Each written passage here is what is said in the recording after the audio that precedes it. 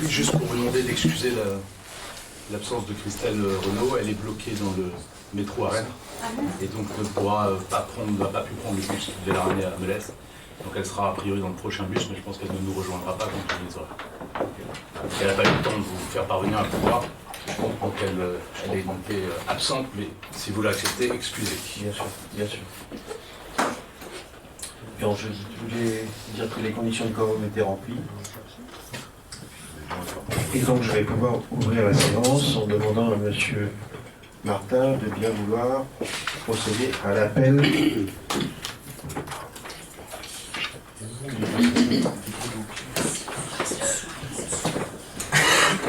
Monsieur Claude Jaouet. Présent. Monsieur Alain Maurice. Présent. Madame Sophie Lozéan, Kénéclu. Présent. Monsieur Patrice Dumas. Présent. Madame Ghislaine Marzin. Absente excusée, à donner pouvoir à Mme Sylvie Virol. Madame Marie-Édith Massé. Présent. Monsieur Jean-Michel Pénard. Présent. Madame Françoise Loret. Présente. Monsieur Mathieu Gentes. Présent. Madame Gaëlle Mestri. Présente. Monsieur Laurent Jeanne. Présent. Madame Sylvie Virol. Présent. Monsieur Michel Lauré. Présent. Madame Béatrice Vallée. Présent. Madame Marie-Christine Garnier. Présente. Monsieur Serge Abraham. Présent. Monsieur Éric Joule. Absent excusé et à donner pouvoir au maire, à Claude Jaouen. Madame Florence Boulet. Elle est excusée à donner pouvoir à M. Alain Maurice. Monsieur Laurent Molez. C'est excusé et à donner pouvoir à Mme Sophie Gaillard. Madame Sophie Gaillard. Présente. Madame Magali Bertin. Présente. Madame Séverine Gauguin. Présente. Madame Élise Terpier. C'est excusé à donner pouvoir à M. Michel Lauré. Madame Lila Klimek. C'est excusé à donner pouvoir à M. Mathieu Gentes. Madame Isabelle Lemarchand. Présente. Monsieur Jean-Baptiste Marvaux. Présent. Monsieur Yves Ferret. Présent. Madame Christelle Renaud. Absente excusé donc. Monsieur Marc-Olivier Florent. Présent. Bien, merci. Je sollicite une volontaire pour une fonction de secrétariat de séance. Mme Sylvie Virol. Il n'y a pas d'opposition, très bien. Merci. Les notes de secrétariat, on vient de les transmettre à Mme Virol.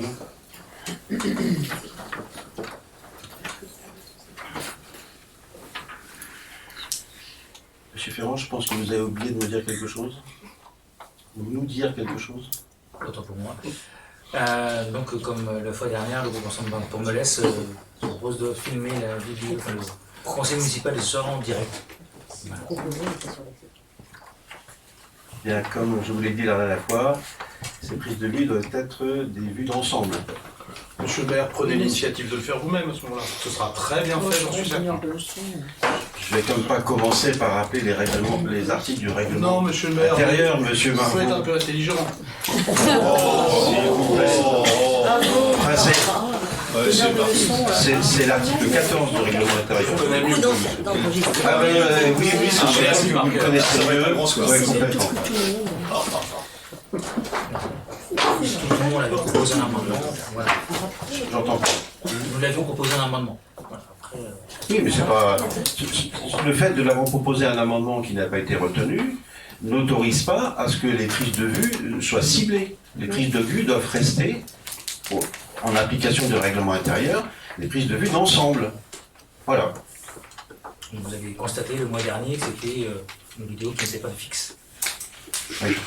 Ne pas être fixe et vue d'ensemble, il y a une différence. Monsieur Marvaux. Monsieur le maire, vous utilisez pour la séance du conseil municipal un micro Oui. dont nous sommes dépourvus, ce qui pose un certain nombre de problèmes en qualité. D'accord, donc on peut demander un micro. Non. Je vous laisse terminer votre... Ben si, vous ne me dites pas du tout. Vous m'avez interrompu pour me dire pas du tout. Vous êtes pourvu d'un micro pour parler, et nous sommes nous-mêmes dépourvus de ce même micro pour parler. Serait-il possible que nous soyons placés sur un plan d'égalité? C'est ce que la règle doit fixer dans une telle assemblée, c'est-à-dire que nous puissions disposer des mêmes moyens pour nous exprimer que ceux qui sont les vôtres. Mais c'est vrai pour l'ensemble des conseillers, je ne le demande pas que pour moi-même, monsieur le maire. Le micro général est au milieu de la salle. Il sert à tout le monde, y compris à moi. Y compris à moi. C'est lorsque, pour assurer la police de l'Assemblée, je suis amené à hausser le ton, que j'ai souhaité avoir ce micro. Voilà. Ce n'est pas plus difficile que ceci. Je propose de démarrer la séance. En commençant par la validation du procès-verbal de la séance du 19 octobre. Le type des remarques.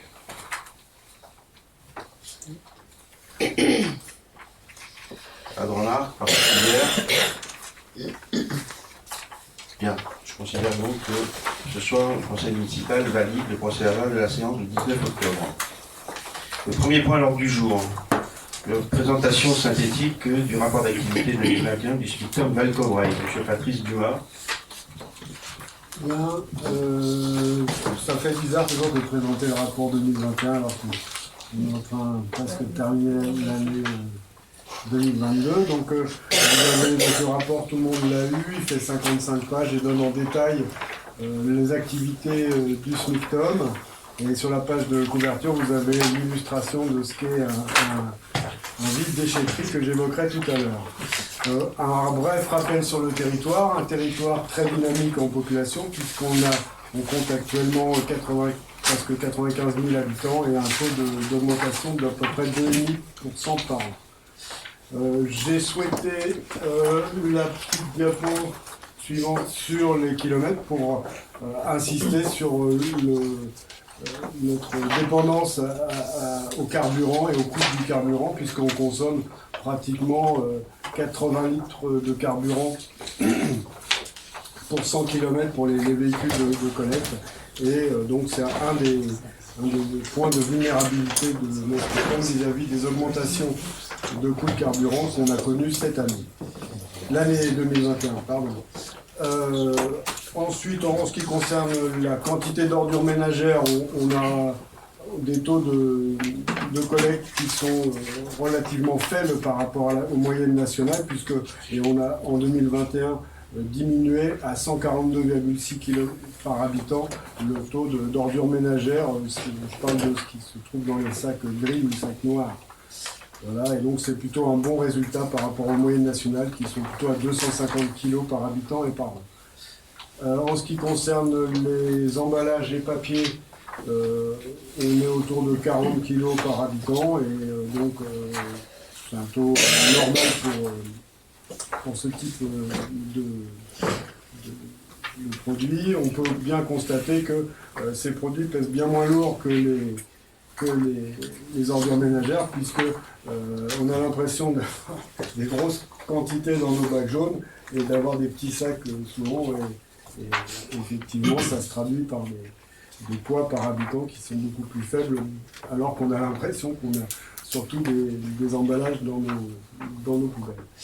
En matière de déchetterie, on récupère pratiquement 60% des déchets collectés par le SMICTOM sont en déchetterie, 315 kilos par habitant, et vous avez une répartition des traitements, donc la plupart est valorisée, à l'exception d'une partie des gravats qui doivent être encore enfouis et donc qui vont être soumis à des augmentations de la TGAP, de la taxe générale des activités polluantes.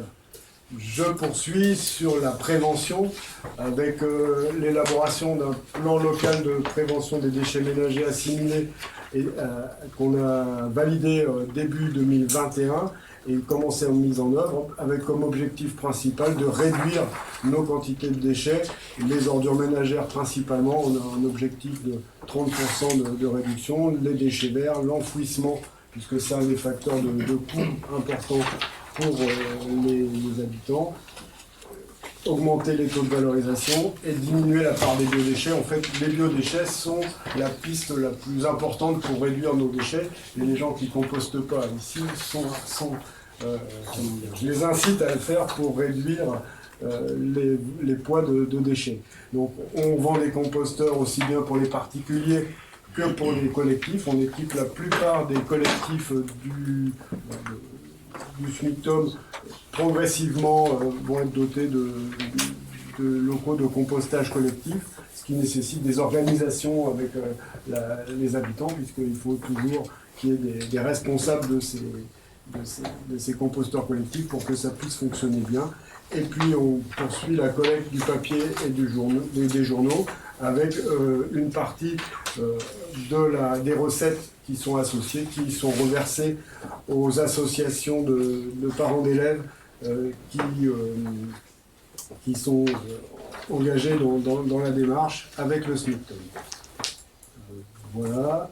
En termes de bilan matière, on a 51 000 tonnes de déchets gérés par le SMICTOM. Je parlais tout à l'heure de 60%, c'est 57% émis dans les déchetteries. Les ordures ménagères correspondent à 26% et 16% de collecte sélective.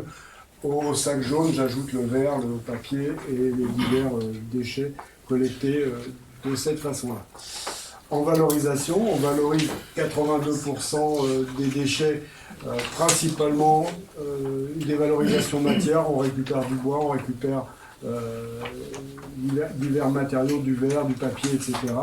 La valorisation énergétique, nos déchets ménagers sont incinérés à l'usine de Tada à Dinan et donc valorisés énergétiquement. De l'amendement organique, là c'est nos déchets verts qui sont amenés à un centre de compostage et transportés en compost. Et donc le reste, c'est-à-dire les 17,8%, soit enfouis. Je parlais des gravats. Alors les gravats, c'est pas forcément des grandes quantités, enfin en termes de mètres cubes, par contre ça pèse très lourd, donc pour le coup, ça pèse aussi dans notre budget. Et une élimination spécifique, là c'est pour les déchets dangereux, ce genre de déchets. En matière financière, l'année 2021 a révélé un très léger déficit de fonctionnement, principalement lié à à l'augmentation du coût du carburant, comme je l'indiquais au début, a plombé un peu les dépenses du syndicat qui doit assurer son activité, quel que soit le prix du carburant. La capacité d'autofinancement a donc baissé de ce fait. On a augmenté les redevances en 2021 et d'ailleurs ça va se reproduire très probablement en 2022 avec des augmentations importantes encore sur ces aspects-là. Voilà, et donc une dette qui augmente un petit peu, qui a augmenté avec la réalisation d'un emprunt important pour la réalisation d'un programme d'investissement, mais qui reste raisonnable vis-à-vis de la capacité d'autofinancement du syndicat. Et puis, en dernière diapo, le coût total par habitant des prestations de collecte et d'élimination revient à 75 €. Voilà, et si j'avais un dernier diapo, j'avais dit. Un bilan, donc, sur l'année 2021, on a continué la convergence des services et des fonctionnements entre les deux précédents SMICTOM qui coexistaient, le SMICTOM de Forêt et le SMICTOM d'Île-et-Rance. On a passé en containerisation de tri sélectif, puisque vous avez dû être doté de bacs jaunes en remplacement des sacs jaunes qui coûtaient cher chaque année. Et on a réduit le passage du collecte du tri sélectif. On a modernisé la déchetterie de Combourg, elle a été livrée. Le siège à Tinténiac a été étendu et livré. Et en matière de perspective, les travaux du pôle technique et de la déchetterie de Saint-Aubin-Aubigné sont en cours. On a un programme de déploiement de points d'apport volontaires pour les communes. Tout ça souvent dans le but de pouvoir passer à une collecte tous les 15 jours pour les ordures ménagères, comme le font de plus en plus de SMICTOM, après avoir étudié les avantages et inconvénients, mais je pense qu'on va aller vers là, et le fait d'avoir des points d'apport volontaires dans toutes les communes peut donner une solution de délestage lorsque les ordures ménagères ne seront ramenées que les 15 jours. Des problématiques de redevance de non-ménagers qui restent à harmoniser sur le territoire du SMICTOM, et puis l'acquisition de bennes à motorisation bio-GNV qui seront alimentées en partie par des unités de méthanisation que le SMICTOM alimente en pelouse, notamment à l'IFRE. Le fait est que l'augmentation du prix du gaz n'est pas un facteur favorable, mais on était lancé dans cette acquisition et elle a été réalisée. Voilà, elle a été réalisée en 2022. Voilà, j'ai fait le tour. Est-ce que vous avez des questions? Oui. Juste sur un des slides, il était évoqué une vide déchetterie. Ah, je ne l'ai pas dit. T'as raison. Voilà. C'était vide déchetterie, en fait, c'est pour les déchetteries qui sont modernisées sur le SMICTOM, à savoir Liffré, Combourg, alors Tinténiac non, puisqu'à Tinténiac on a une association avec Emmaüs qui vient connecter. Il y a des locaux de réemploi qui sont réalisés, qui sont relativement importants, et pour vider ces locaux de réemploi, le SMICTOM a mis en place une organisation qui s'appelle le vide déchetterie, et les associations locales généralement peuvent organiser un vide déchetterie, c'est-à-dire que le SMICTOM met à disposition de l'association la déchetterie et le local à emploi, et les produits qui sont récupérés dans ces locaux sont vendus alors à prix libre normalement aux gens qui viennent dans les vides déchetteries. On a fait déjà 7 ou 8 vides déchetteries qui à chaque fois se terminent par des bilans très positifs, puisque en général on évacue de l'ordre d'1 tonne de déchets à chaque fois, et de la recette qui revient à l'association qui organise le vide déchetterie est de l'ordre de 1 000 €, enfin entre 800 et 1 000 € pour ceux qui ont pu être organisés. Et c'est vrai que je l'avais dit au début de la première diapo, le truc, et j'ai oublié de revenir après, effectivement. Merci. Et les associations de Melesse pourraient demander d'aller organiser les vides déchetteries à Liffré ou à Combourg. Mais c'est un peu loin et c'est pas forcément facile. Et quand on aura une déchetterie modernisée à Melesse, on pourra avoir Notre vide déchetterie. nos vides déchetteries aussi, et nos associations pourront en profiter plus facilement. Merci. D'autres Monsieur Margot? Oui, une première remarque, Monsieur le maire. On ne retrouve pas dans le document cette année ce qu'on avait l'année dernière, c'est-à-dire un comparatif avec les autres communes ou intercommunalités ou SMICTOM de même taille ou taille comparable. Donc par rapport aux résultats, or, on a de très bons résultats en termes de collecte de déchets. Donc c'était plutôt bien, je pense, de maintenir l'idée de se comparer aux autres. C'est pas suffisant, mais c'est bien de dire qu'on a quand même globalement une structuration de collecte des ordures, en particulier sur nos déchetteries, à l'échelle du SMICTOM, qui sont quand même des très bons chiffres. Donc je trouvais ces chiffres intéressants l'année dernière. Je ne les ai pas retrouvés dans le rapport cette année. Je ferai savoir au service comme Ce serait bien qu'on le maintienne d'année en année, ce qui nous permettrait de voir ne serait-ce que notre évolution par rapport à la population. je ferai noter auprès du service communication qui dit que... Si vous m'y autorisez, monsieur le maire, je continue. Sur la page 40, donc sur les résultats de la revalorisation, enfin de la valorisation, vous faites apparaître, alors il y a deux notions sur lesquelles je voudrais qu'on insiste un peu. L'amendement organique, où en êtes-vous, où en est le SMICTOM d'une réflexion sur, vous parliez à l'instant de la problématique du gaz pour vos nouveaux véhicules, où en est-on de la réflexion sur une unité de méthanisation qui, grâce à un territoire comme le nôtre, pourrait multiplier les intrants et donc permettre une valorisation non négligeable de ces biodéchets verts, de déchets agricoles qui pourraient également compléter, et d'un certain nombre d'autres déchets. Est-ce qu'il y a une réflexion d'unité de méthanisation? On a aujourd'hui un plan méthanisation qui est lancé par le gouvernement, mais on a surtout, à travers la France, de nombreux exemples. Je prends l'exemple de Pau en particulier, alors, qui est l'agglo de Pau, mais avec un dimensionnement qui évidemment ne serait pas celui nécessaire sur Melesse ou sur le SMICTOM, mais des unités de valorisation en méthanisation aujourd'hui ultra performantes qui permettent non seulement de fabriquer du gaz, mais également, in fine, soit de recharger des camions, ce qui serait utile, soit de fabriquer de l'électricité à partir de ce gaz. Est-ce qu'on a un début de réflexion sur ce sujet? Alors, la réflexion, si elle doit se mener, se mènera pas à l'échelle du SMICTOM Val-Caubraise, qui a la compétence collecte, mais pas la compétence traitement. On fait partie d'un plus gros syndicat, le SMPRB, syndicat mixte du pays de la Rance et de la Baie, donc avec Dinan, Saint-Malo, etc. Et le traitement, donc l'usine de Tanin gérée par ça, les centres de tri, etc. Et la réflexion sur la création de méthanisation par l'unité se ferait à ce niveau-là, pas au niveau du SMICTOM Val-Caubraise, qui n'a pas le traitement dans ses compétences. Pour le reste, je veux dire que le SMICTOM, depuis assez longtemps, amène une partie de pelouse, puisque c'est surtout les pelouses qui sont valorisables en méthanisation. dans une unité de mutualisation située à Liffré, et je crois qu'on en amène également sur une autre, ce qui s'appelle, ou je ne sais plus exactement là, je peux dire une bêtise, donc je ne vais pas le dire, mais effectivement, ça nous intéresse. Par contre, ce n'est pas notre compétence que d'orienter vers là. Alors après, nos représentants, c'est-à-dire M. Salin et Mme Léon Marchy, au sein du SMPRB, pourraient pousser dans ce sens-là aussi. Non, mais ce serait de la compétence de l'intercommunalité et le Val-d'Aubigné pourrait porter un tel projet. Aujourd'hui, il n'y a pas de réflexion en ce sens au niveau de la communauté de communes. D'accord. Et alors, j'avais une dernière question, monsieur le maire, si vous me l'autorisez. Alors, petit point de détail quand même sur l'enfouissement, pas que le chiffre soit pas bon d'ailleurs, parce que 17%, ça reste un chiffre très très correct par rapport à un territoire comme le nôtre, mais il faut qu'on ait conscience qu'on est encore à 17% d'enfouissement de nos déchets, ce qui est un élément à l'échelle de la France qui est non négligeable. Là, on parle bien de déchets enterrés définitivement dans des déchetteries.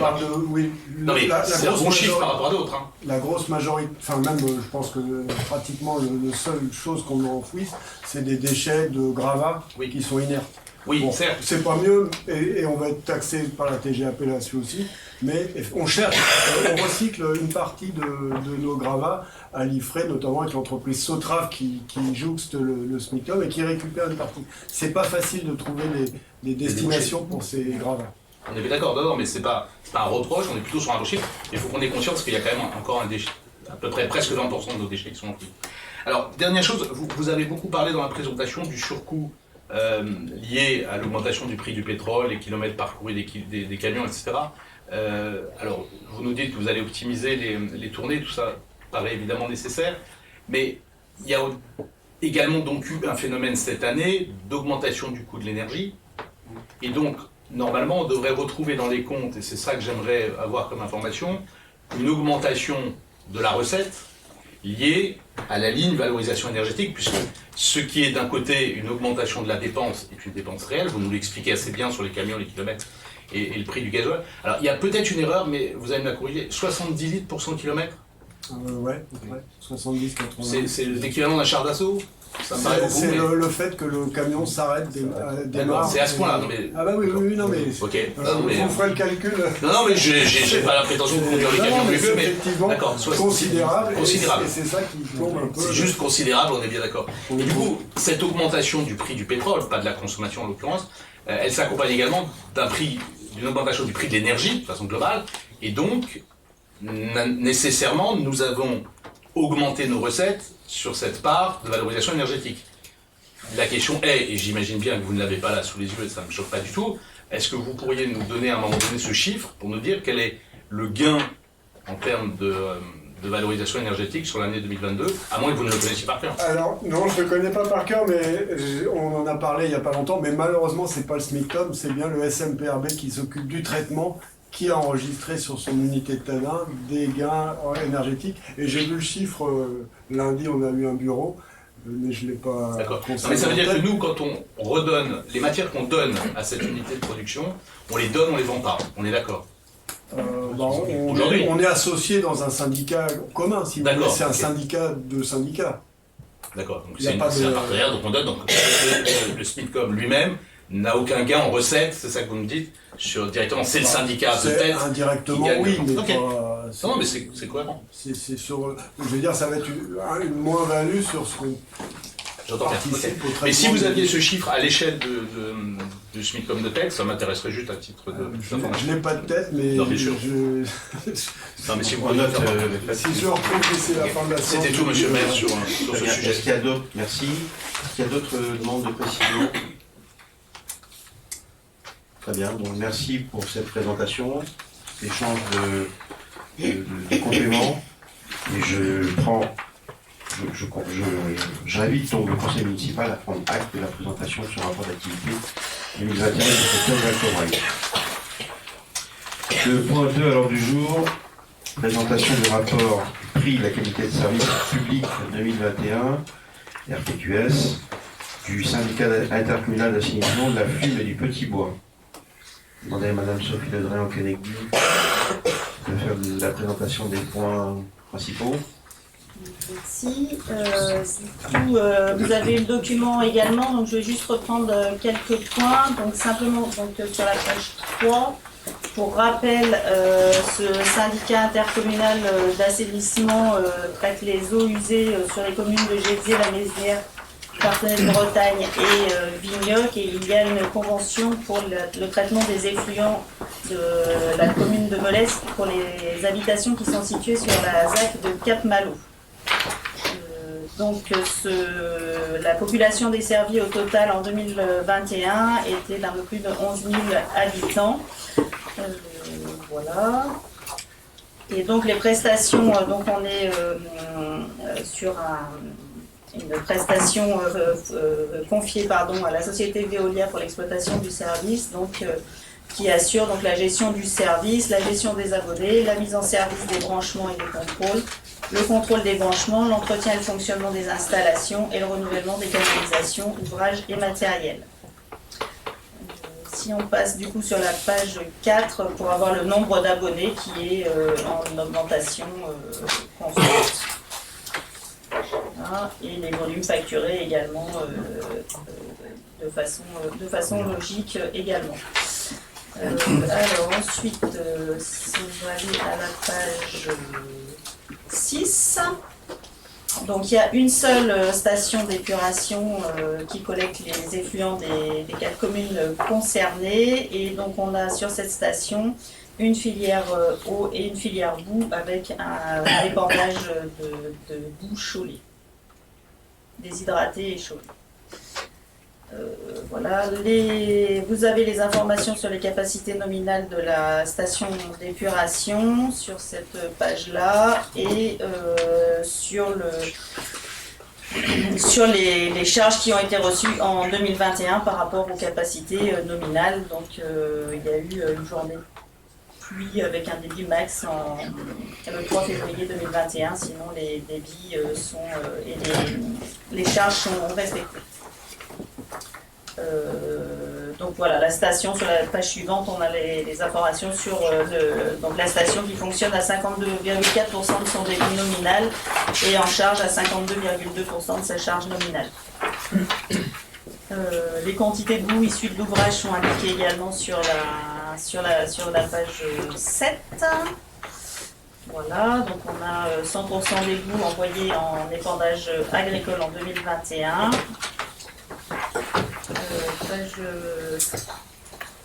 En page 9, on a l'évolution du tarif avec donc le tarif est composé d'une part collectivité, une part exploitante, une part tiers qui est en fait les subventions de l'agence de l'eau et de la TVA. Et donc on a l'évolution des tarifs sur ce tableau-là. Avec en bas une évolution, un pourcentage d'évolution des tarifs de 2005 à 2022. Alors, je ne sais pas pourquoi on a les tarifs 2022 alors que c'est le rapport 2021. Mais... Voilà, on a quand même l'évolution, donc avec une diminution de la part de la collectivité, une augmentation de la part exploitante, et puis une augmentation très importante de la TVA, mais c'est juste parce que le taux a changé depuis 2005. Donc sur le petit graphique en dessous, vous voyez aussi la traduction de ce tableau en courbe. Voilà, donc le prix du service comprend une part fixe et une part proportionnelle à la consommation d'eau potable. Ça c'est sur la page 10. Et donc on a le tableau qui montre l'évolution d'une autre façon de ce tarif. Donc avec une variation entre 1er janvier 2021 et janvier 2022 de plus 6,7%. Pardon. Voilà. Ça c'est l'augmentation des taxes. Pardon. La part de l'exploitant qui augmente de 4,1%, la part de la collectivité qui reste stable et les redevances et taxes qui augmentent de 6,7%. Vous avez sur la page 11 les composantes de la facture de 120 mètres cubes, c'est-à-dire ce qui est utilisé pour comparer les factures avec la répartition des différents coûts sur cette facture. Vous avez ensuite les recettes de la collectivité de l'exploitant en 2021, 392 293 pour la collectivité, 355 248 € pour l'exploitant. En termes d'indicateurs de performance, le réseau est jugé performant et en tout cas la collecte est conforme, les équipements d'épuration sont conformes, les ouvrages d'épuration sont conformes et l'évacuation des boues est également conforme. Et vous avez ensuite sur la page 4 la page 14, les travaux qui ont été réalisés au cours de l'exercice 2021 pour un total de 423 620 €. Et les projets qui sont prévus pour 2022 pour 89 420 €, notamment sur des remplacements de branchements et des travaux, une étude pour une extension du réseau. Je pense que ça va être tout. Merci. Des demandes de précision? Monsieur Margot. Oui, monsieur le maire, juste sur le tonnage des boues qui partent en épandage, on n'a pas le volume. Le rapport ne le donne pas, ça? Si le rapport ne le donne pas, on va demander l'information. Tout soit complété. Là encore, monsieur le maire, je suggère qu'on passe en mode réflexion sur le fait que ces bouts de stations d'épuration aujourd'hui sont une source d'énergie pour demain. Au moment où on se pose la question de savoir comment on va économiser de l'énergie, on peut aussi se poser la question de savoir comment on pourrait en produire sur nos territoires. Là encore, on sait que les mélanges, toujours dans nos unités de méthanisation, des bouts de stations d'épuration avec des déchets verts produit des résultats extrêmement intéressants et donc nous permettrait aujourd'hui de produire de l'énergie à l'échelle du territoire plutôt que d'épandre les boues dans les champs. On peut imaginer qu'on lance une vraie réflexion sur ce qui, à mes yeux, est un vrai projet vert pour un territoire comme le nôtre. Entendu. Est-ce qu'il y a d'autres remarques? Bien. Merci pour cette présentation. Et comme pour le point précédent, je note que le conseil municipal a eu cette présentation. Et donc, on prend acte. Le point suivant à l'ordre du jour. Budget principal commune 2022, une décision modificative numéro 2. Je vais demander à M. Dumas pour la présentation de ce point. Donc, on a réalisé une décision modificative numéro 1 le mois dernier. Une erreur matérielle qui vous est présentée dans le document ici a été faite sur l'évaluation à venir de nos dépenses de personnel et on a sous-estimé de 136 000 € ces dépenses de personnel. Donc l'erreur qui vous est expliquée, c'est celle d'un oubli dans un tableau de dépenses. La dernière fois, sur la décision modificative numéro 1, on expliquait les 90 000 € d'augmentation par des décisions qui ne relevaient pas de la municipalité. En revanche, ces 136 000 correspondent à une autre erreur au moment de l'établissement du budget. On doit le reconnaître. Et effectivement, les dépenses de cotisation URSSAF et de cotisation aux caisses de retraite ont été prises dans le budget prévisionnel 2022 à hauteur équivalente à ce qui a été pris dans le compte administratif 2021, sans tenir compte de l'augmentation des salaires et donc des cotisations en même temps. Donc, il y a 60 000 € environ de différence sur les cotisations URSSAF et 80 000 € à peu près sur les cotisations de retraite qui n'ont pas été intégrées au budget prévisionnel. C'est une erreur que je reconnais. Le tableau a été examiné en commission, on n'a pas vu l'erreur en commission. Le tableau a été examiné par tout le monde, on l'a voté, et donc il convient de corriger cela pour pouvoir terminer l'année.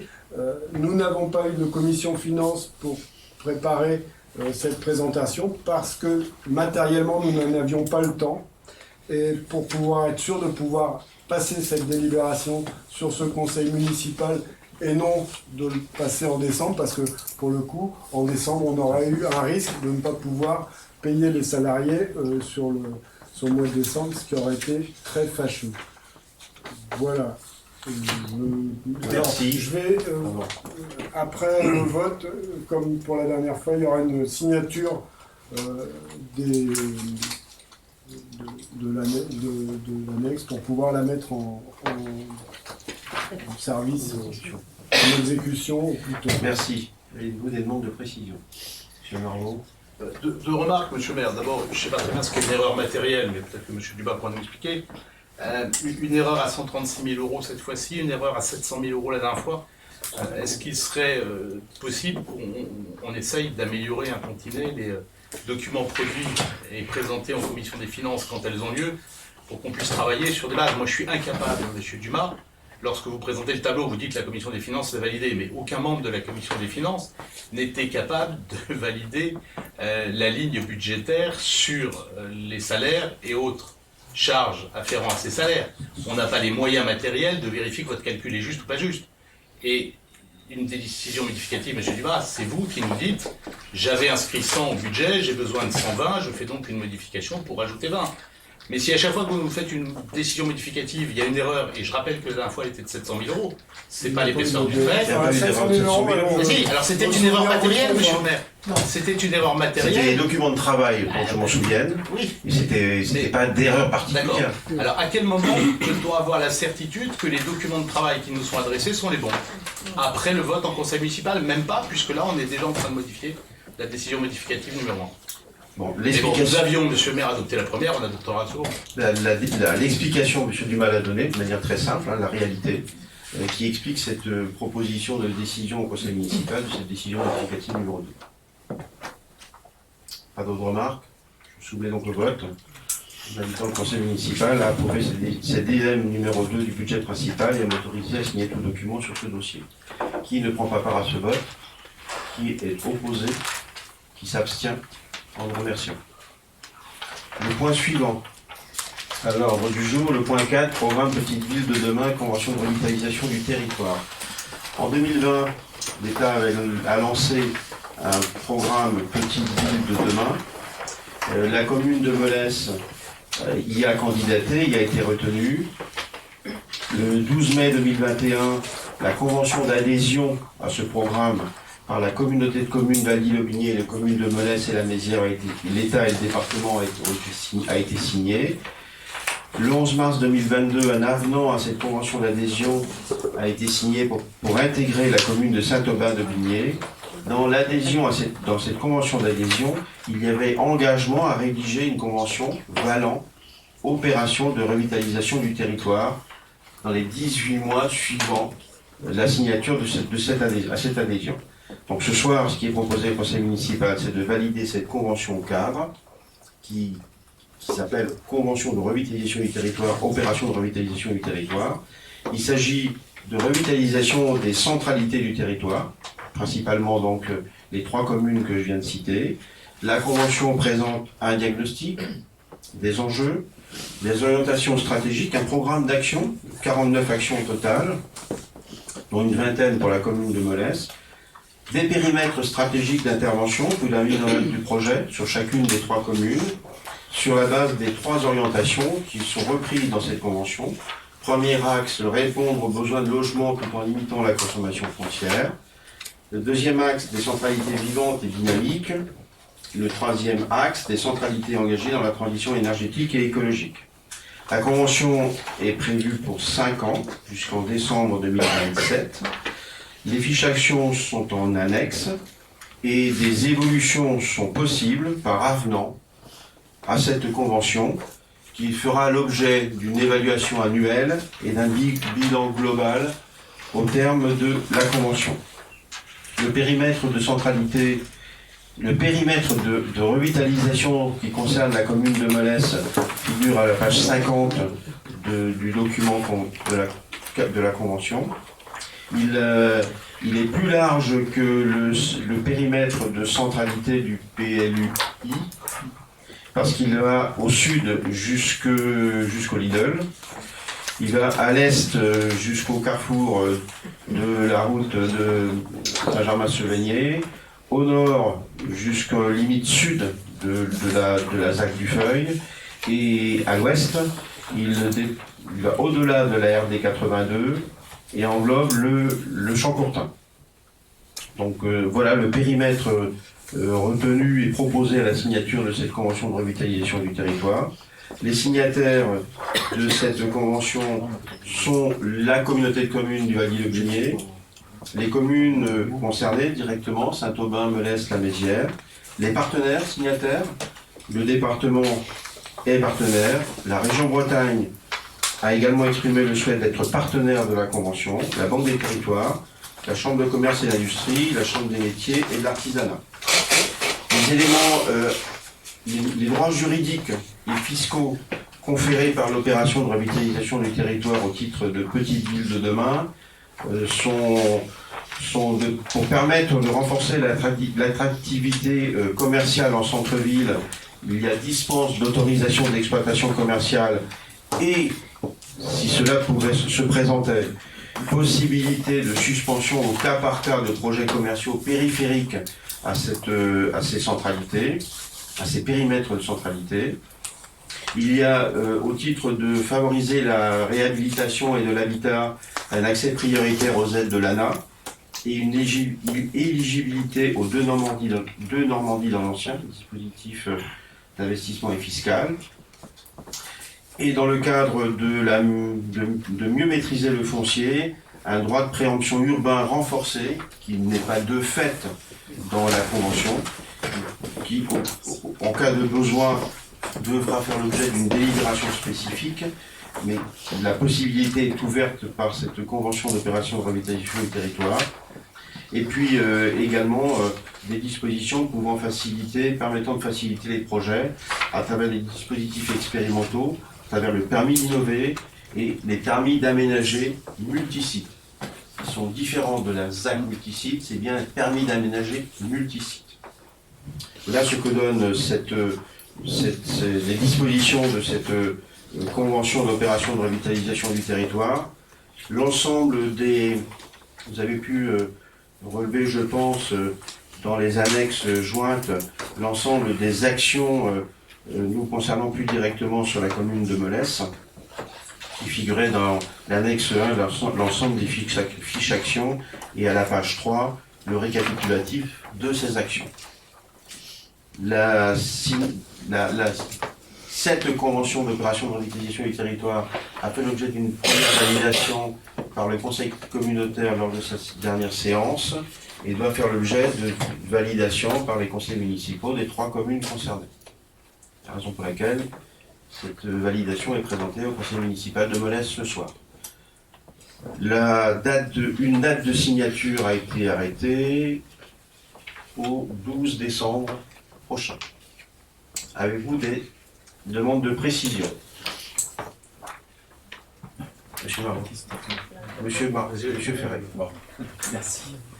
Merci. Oui, je voulais juste pour information, pourquoi concernant Melesse, l'action 11 projet Agora, l'action 19 salle multifonction et l'action 33 du collège sont intégrés dans cette convention, alors que ce sont des projets déjà financés?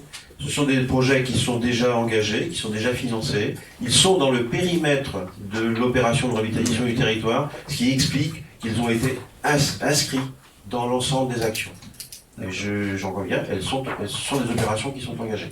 Et qui n'auront pas de financement ultérieur par... Pour ce qui concerne le projet Agora, je ne peux pas dire. C'est un projet porté par un investisseur privé, dans lequel la communauté de communes a fait l'acquisition pour un multi-accueil, que la commune également fait l'acquisition pour la salle commune. Au titre de ces opérations-là peut-être, aujourd'hui je ne sais pas dire, mais toutes les opérations qui sont dans ce périmètre ont été identifiées et inscrites. Ceci en accord avec les services de l'État qui préparent ces conventions. Merci. Tout comme on trouve le collège aussi. Oui, noté. Monsieur Marvaux. Oui, monsieur le maire, vous connaissez notre attachement à ce programme Petite Ville de demain. je voudrais vous demander d'abord et avant tout de remercier ceux qui ont rédigé ce document en particulier, la section, parce que la convention elle-même, elle est ce qu'elle est, par définition, comme toute convention un peu lourde à lire, mais pour ce qui concerne les fiches, le travail a été assez remarquablement bien construit, donc c'est très intéressant. Je m'interroge juste sur le fait qu'on ne prenne pas le temps, ni en commission, ni en conseil, peut-être d'étudier ces 20 fiches belésiennes, qui auraient mérité, pour certaines d'entre elles sans doute, un certain nombre d'échanges, voire des débats.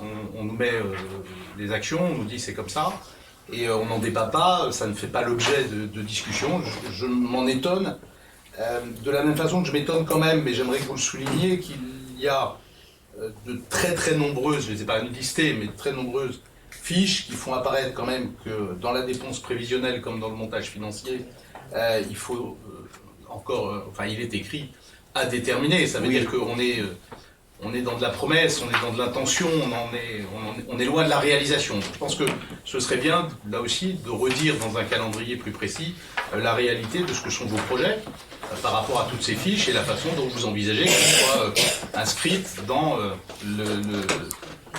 l'avenir de la commune. Et puis, un exemple, mais il y en aurait d'autres, je ne vais pas, s'il n'y a pas été prévu un débat fiche par fiche, je ne vais pas vous assommer ce soir sous les questions, mais il y en a une qui m'a quand même interrogé, c'est la fiche action numéro 9, où pour le coup il y a une dépense prévisionnelle qui est chiffrée. Ça aurait pu être fait sur les autres, hein, je ne sais pas pourquoi là c'est chiffré. Vous dites qu'il y a un budget prévisionnel de 40 000 €. Est-ce que ce budget est inscrit au budget 2022? Est-ce qu'il sera inscrit au budget 2023? Quand on met une somme comme ça, monsieur le maire, il faut nous dire où et comment elle sera dépensée et à quelle échéance. Les fiches, je ne manquerai pas de transmettre à la personne qui est en charge de coordonner la préparation de ce dossier, ce que vous avez pu dire. Les fiches sont telles qu'elles sont écrites dans l'état de ce qu'il était possible d'écrire aujourd'hui. Des précisions seront apportées au cours de l'avancement de ce projet par des valorisations plus précises à chaque fois que ce sera nécessaire de le faire et que le calendrier amènera à la mise en réalisation. Déjà. Il y a un suivi qui est prévu annuellement, donc naturellement au niveau du conseil municipal, ce suivi sera présenté. Un certain nombre d'opérations, les opérations sont des opérations du programme de la commune, qui sont déjà travaillées dans d'autres commissions. Elles apparaissent très clairement, donc c'est par le travail dans ces commissions que les précisions et l'avancement de ces opérations seront également débattus. Pour répondre à votre question précise sur la fiche numéro 9, l'étude pré-opérationnelle de renouvellement urbain rue de la Poste, c'est le budget de ces opérations d'études pré-opérationnelles est assuré par la communauté de communes. Comme c'est le cas aujourd'hui sur la rue l'allée Rouge-Côte et la rue Saint-Germain. Oui, monsieur Marvaux. Alors, monsieur le maire, pour les projets dont on a parlé il y a un instant, on voit bien quelles sont les commissions qui ont été concernées par les débats. Pas de sujet. Pour celles qui n'ont pas encore fait l'objet de présentation, ça veut dire que vous nous demandez quelque part de valider une liste sans qu'à aucun moment il n'y ait eu dans la commune de débat sur l'établissement de cette liste.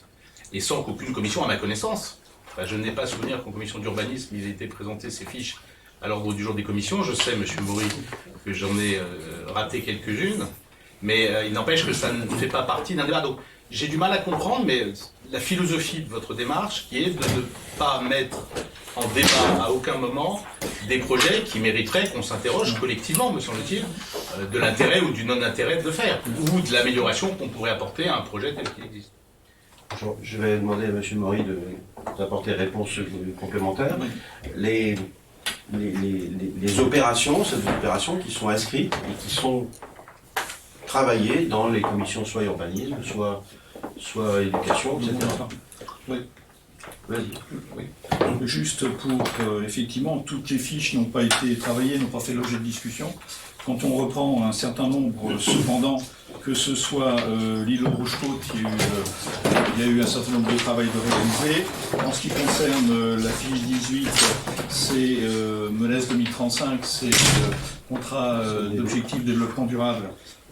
Ça en fait partie, il y a eu déjà largement de travail et il y aura encore un certain nombre de choses. Et après, effectivement, il y a des groupes de travail qui vont se constituer et qui feront l'objet, effectivement, soit de groupes de travail inter-commissions ou des débats plus précisément dans des commissions comme la commission urbanisme le moment venu. Donc il y a déjà ce qui a été fait, il y en a quand même quelques-unes qui ont fait l'objet d'échanges, de discussions, et puis il y a celles qui vont venir en débat et en discussion. Donc il y aura forcément des ou groupes de travail ou des travaux à faire en commission. Oui, M. Marot. Pardonnez-moi, mais après adoption par le conseil municipal de la liste, je pense qu'en termes d'exercice, on pourrait faire les choses différemment. Enfin, c'est une interrogation perpétuelle sur votre méthode, monsieur le maire, mais j'ai pas toujours la réponse. C'est très clair. Les chantiers, les actions sont...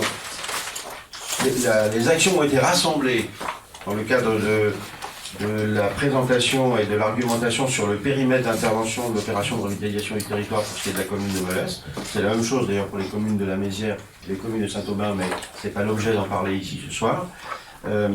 Les actions déjà engagées se retrouvent inscrites parce qu'étant dans le périmètre, c'est la réponse que j'ai déjà faite. Il y a des études qui sont en cours, donc l'opération de revitalisation que M. Maury mentionnait en est un exemple, et puis il y en a d'autres qui sont aujourd'hui sous forme de titres, avec un minimum de description de contenu quand même, sans que l'étude ait été faite à ce stade. C'est une convention sur 5 ans. Donc notre programmation sur les 5 ans à venir fera que nous serons amenés à y travailler et à en présenter en conseil municipal. Y a-t-il d'autres remarques?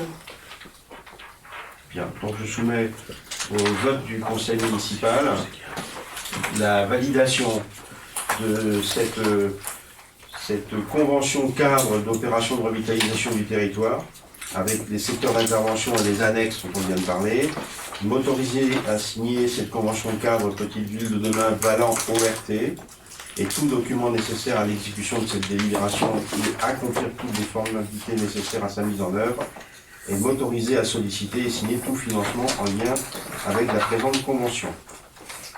Qui ne prendra part au vote? Madame Estrie. Qui est opposé? Qui s'abstient? Je vous remercie. Le point suivant à l'ordre du jour. Point 5. Zach Dufeuille, avis de l'enquête d'autorisation environnementale.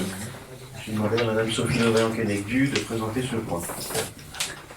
Donc, pour rappel, le dossier de création de la ZAC Dufeuille a été approuvé en conseil municipal en 2015. Ensuite, on a eu plusieurs étapes. Donc, la déclaration d'utilité publique en 2018, le choix du concessionnaire, la SASCM CIC Aménagement Foncier en 2019. En 2020, la signature de la concession avec le CMCIC.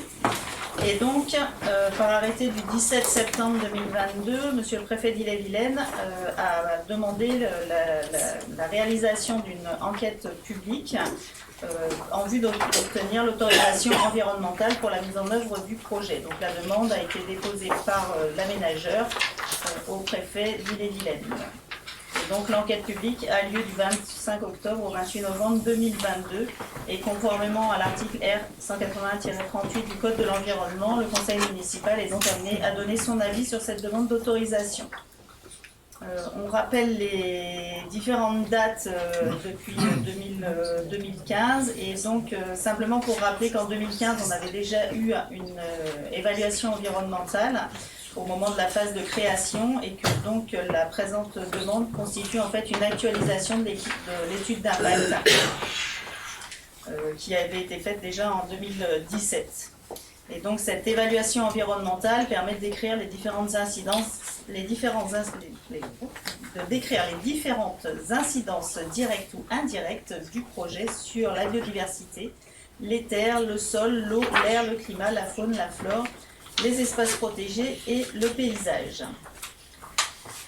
Le document donc rappelle l'objet de l'opération avec un périmètre qui s'étend sur environ 23 hectares au nord de la commune, avec un site marqué par une trame verte importante et des espaces de zone humide, environ 4,8 hectares, et également des parcelles agricoles.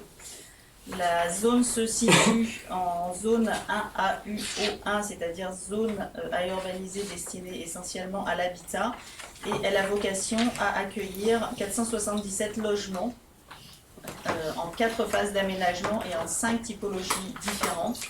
Des logements collectifs, des logements intermédiaires, des maisons de ville, des maisons individuelles sur parcelles allant de 200 à 250 mètres carrés, des maisons individuelles sur des parcelles un peu plus grandes de 300 mètres carrés.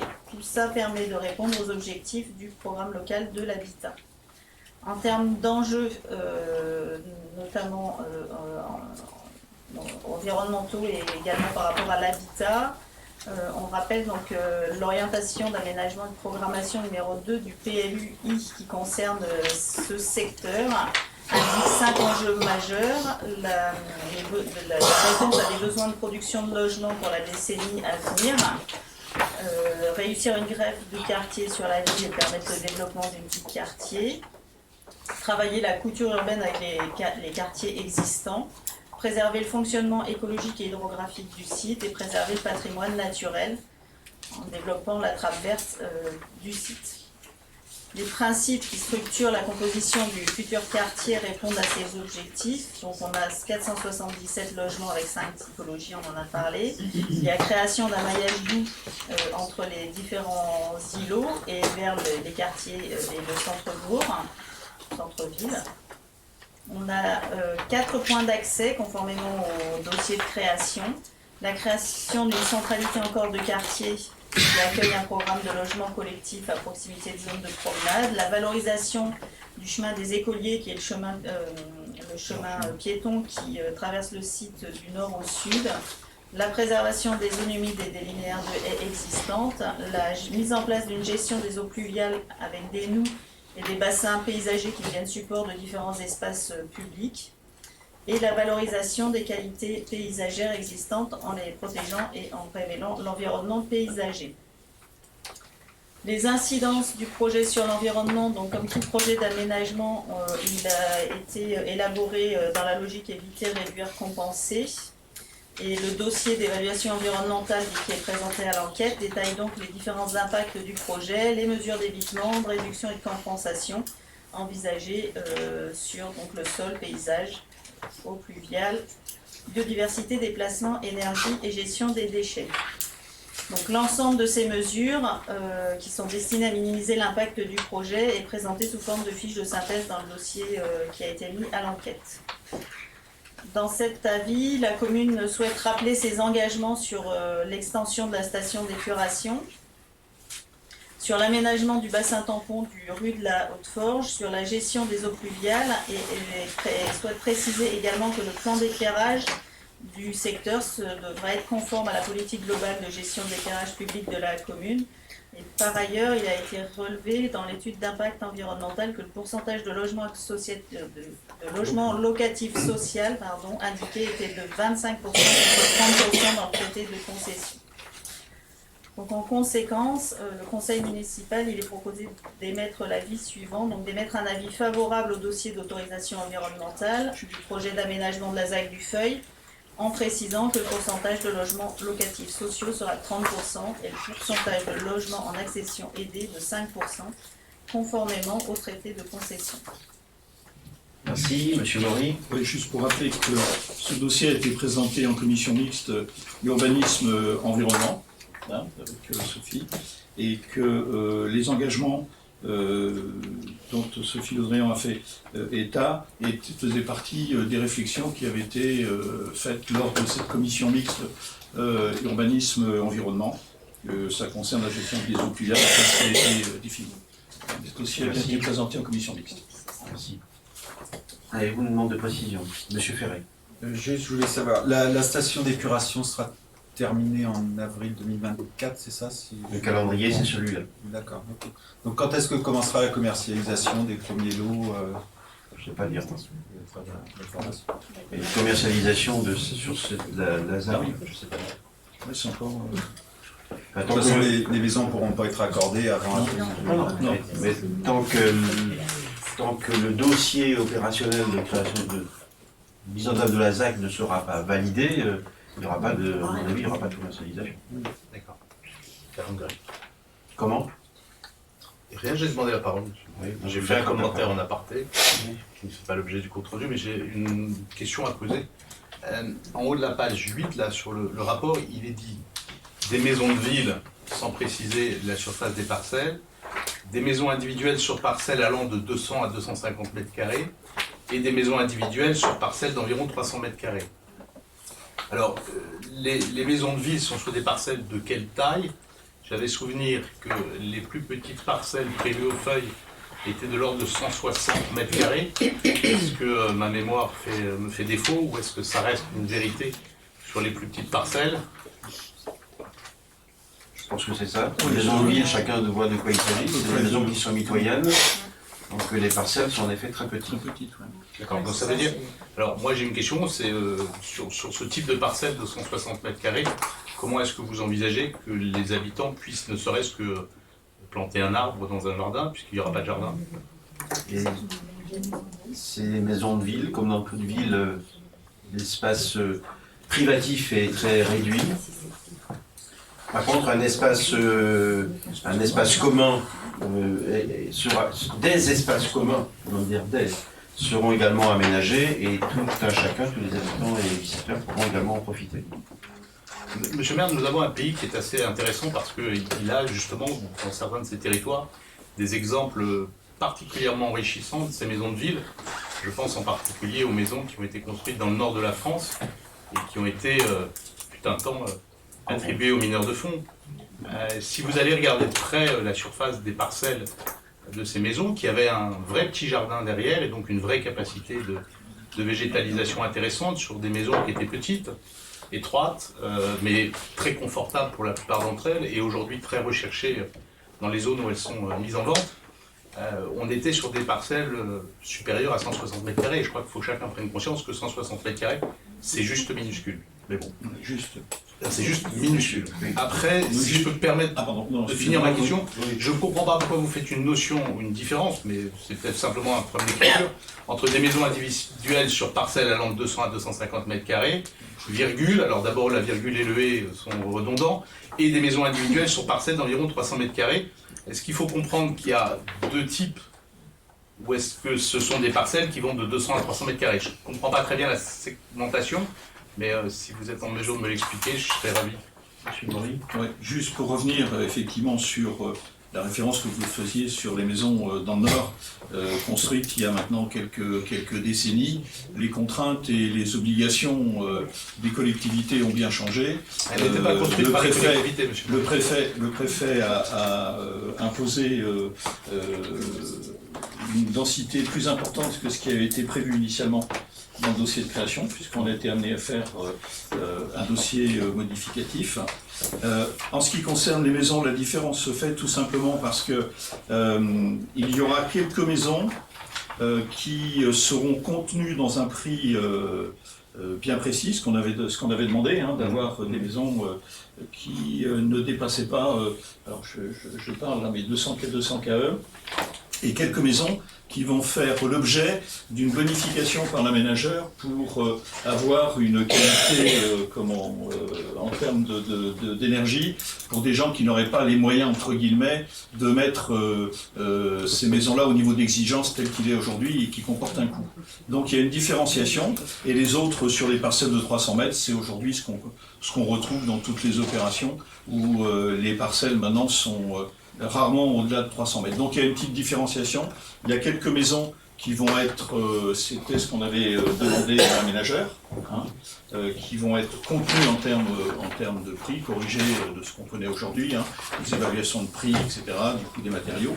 Et certaines seront amenées toutes à ce niveau-là d'exigence en matière d'économie d'énergie. Donc il y a bien différenciation. Voilà.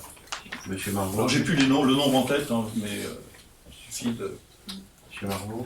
Pour répondre aux exigences du préfet sur la densification, ne serait-il pas plus utile, logique, à ce moment-là, d'envisager plutôt de petits collectifs avec un grand jardin partagé plutôt qu'une multitude de petites maisons côte à côte et une absence totale d'espace extérieur réel, puisque vous savez pertinemment, on le sait par expérience, c'est pas propre à Molès, qu'un espace extérieur de 40 mètres carrés finira en terrasse.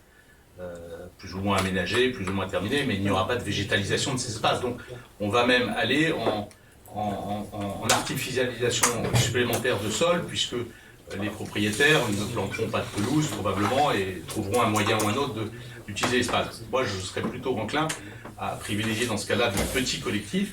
Et puis de la même façon, je le rappelle, monsieur le maire, comme je l'avais dit la fois précédente, je crois qu'on rate, peut-être pas encore définitivement, mais on rate à Melès l'occasion de faire enfin du vrai logement social intégré et non pas des bâtiments différenciés.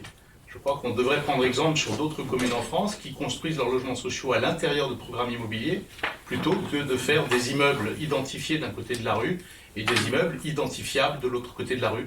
Je pense qu'en termes de... Alors vous adorez un mot et je vais l'utiliser pour vous faire plaisir, mais d'inclusion, qui sont totalement à l'encontre de ce qu'est la réalité et d'études qui sont depuis maintenant plus de 25 ans ou 30 ans sur ce sujet et qui ont démontré depuis longtemps qu'il valait mieux mettre 30% de logements aidés dans une unité, dans un immeuble classique plutôt que de faire 30% de logements aidés sur une parcelle. Voilà. Mais je regrette profondément que dans vos fiches de tout à l'heure, vous n'ayez pas une belle fiche sur ce sujet. Je vous avais alerté il y a quelques mois là-dessus. Vous n'avez pas avancé, me semble-t-il, sur ce sujet. Sur la diversité des logements, M. Morin. Oui, sur les logements dits aidés, sur les dernières opérations réalisées, ils s'intègrent parfaitement bien. Je prends Jardin du Feuil, où ils sont intégrés. Demain, le Haut-Bocage, les Jardins de Constance, ils sont parfaitement bien intégrés. Sur ce dont vous parlez là, il y a une difficulté majeure. C'est de faire cohabiter, entre guillemets, dans une même unité de lieu, des logements. Non, mais vous pouvez hocher de la tête, c'est une réalité, on est confronté à ça, et on discute à ça. Voilà, j'ai pas beaucoup de connaissances par rapport à vous, mais celle-là, je l'ai bien en tête. Qu'il est extrêmement difficile de gérer, en termes de gestion, des appartements dits libres, et une gestion de logements aidés. Voilà pourquoi c'est aussi difficile à réaliser en France, et à Melès, pas plus pire qu'ailleurs. Par contre, moi je trouve, et je pense que la façon dont on s'applique à intégrer les logements dits aidés dans des opérations globales, c'est plutôt de bonne facture et ça se passe plutôt bien. Je confirme ce que M. Maury vient de dire. Nous avons tous l'exemple de la construction de la résidence Phébus, où il y a de l'accession aidée, 50%. À côté d'un lotissement où c'est de la location sociale en maison, juste au-dessus c'est la location sociale en appartement, et une résidence toute récente en habitat participatif, en locatif social, sur rue des Acacias. C'est bien une intégration de l'ensemble dans ce quartier et de l'habitat en lotissement qui borde également la rue des Acacias et qui font un ensemble cohérent. Nous avons des visites extérieures qui viennent de voir comment ceci a été fait. Donc ne dites pas qu'on reste sans rien faire, nous avançons. Nous avançons avec les contraintes qui aujourd'hui existent, et je ne vais pas répéter ce que M. Maury vient de dire, ces contraintes-là sont réelles. Quant à la zone,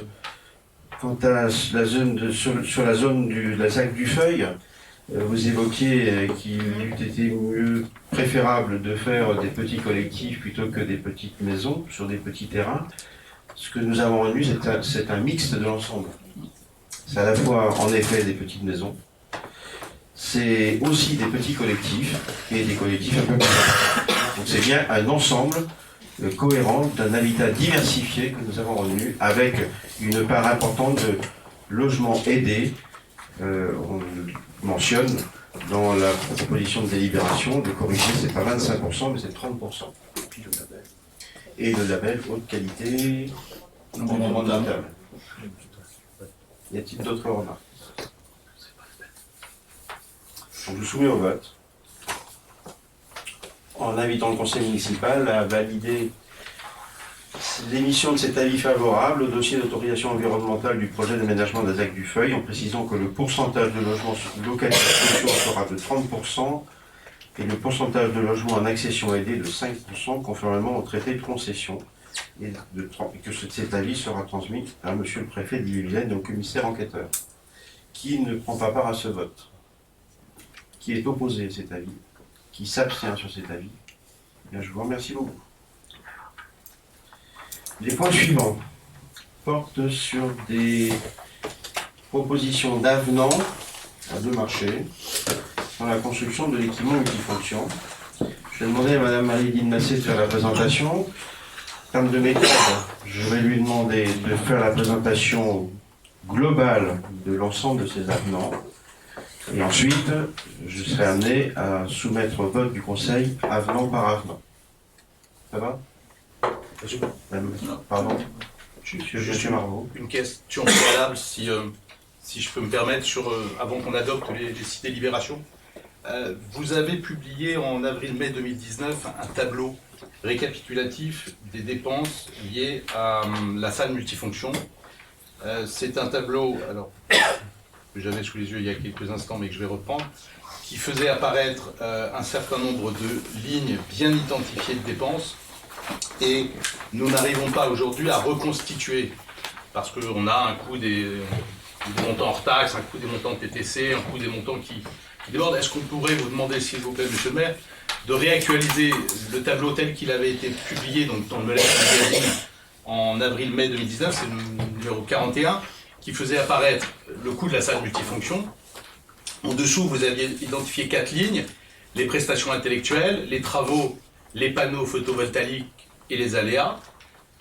Le coût des terrains, vous faisiez apparaître ensuite l'aménagement du mail et sur une autre ligne, l'aménagement de la gare routière, ce qui donnait un total hors taxe. Vous faisiez votre calcul de total TTC, et ensuite vous aviez les subventions attendues qui pourraient peut-être aujourd'hui être remplacées par une ligne subvention attendue et une deuxième ligne subvention obtenue, puisque j'imagine qu'il y a un certain nombre de certitudes qui sont déjà acquises.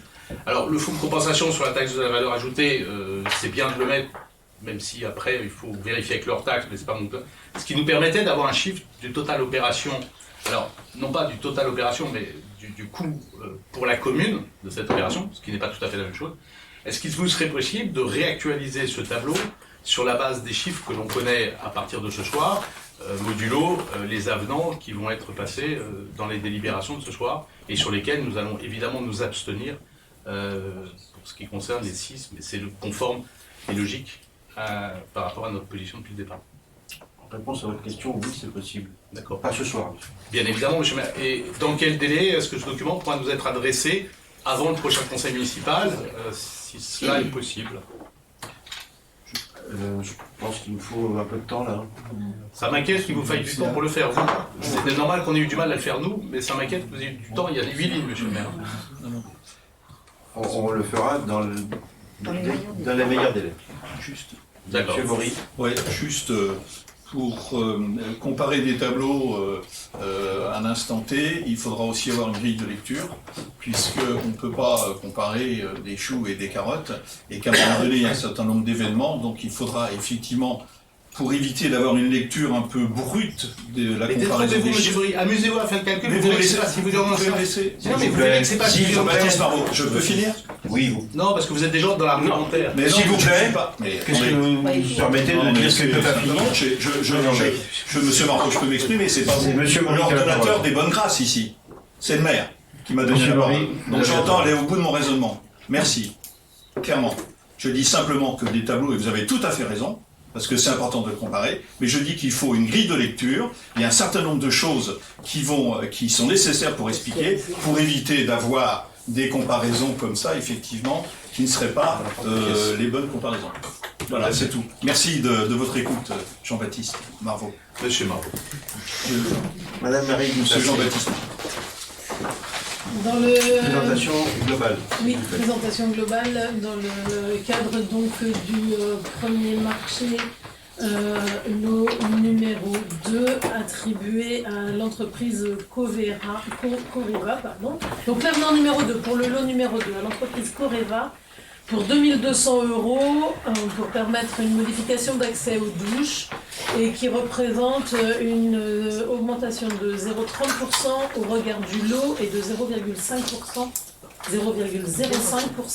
au regard du projet.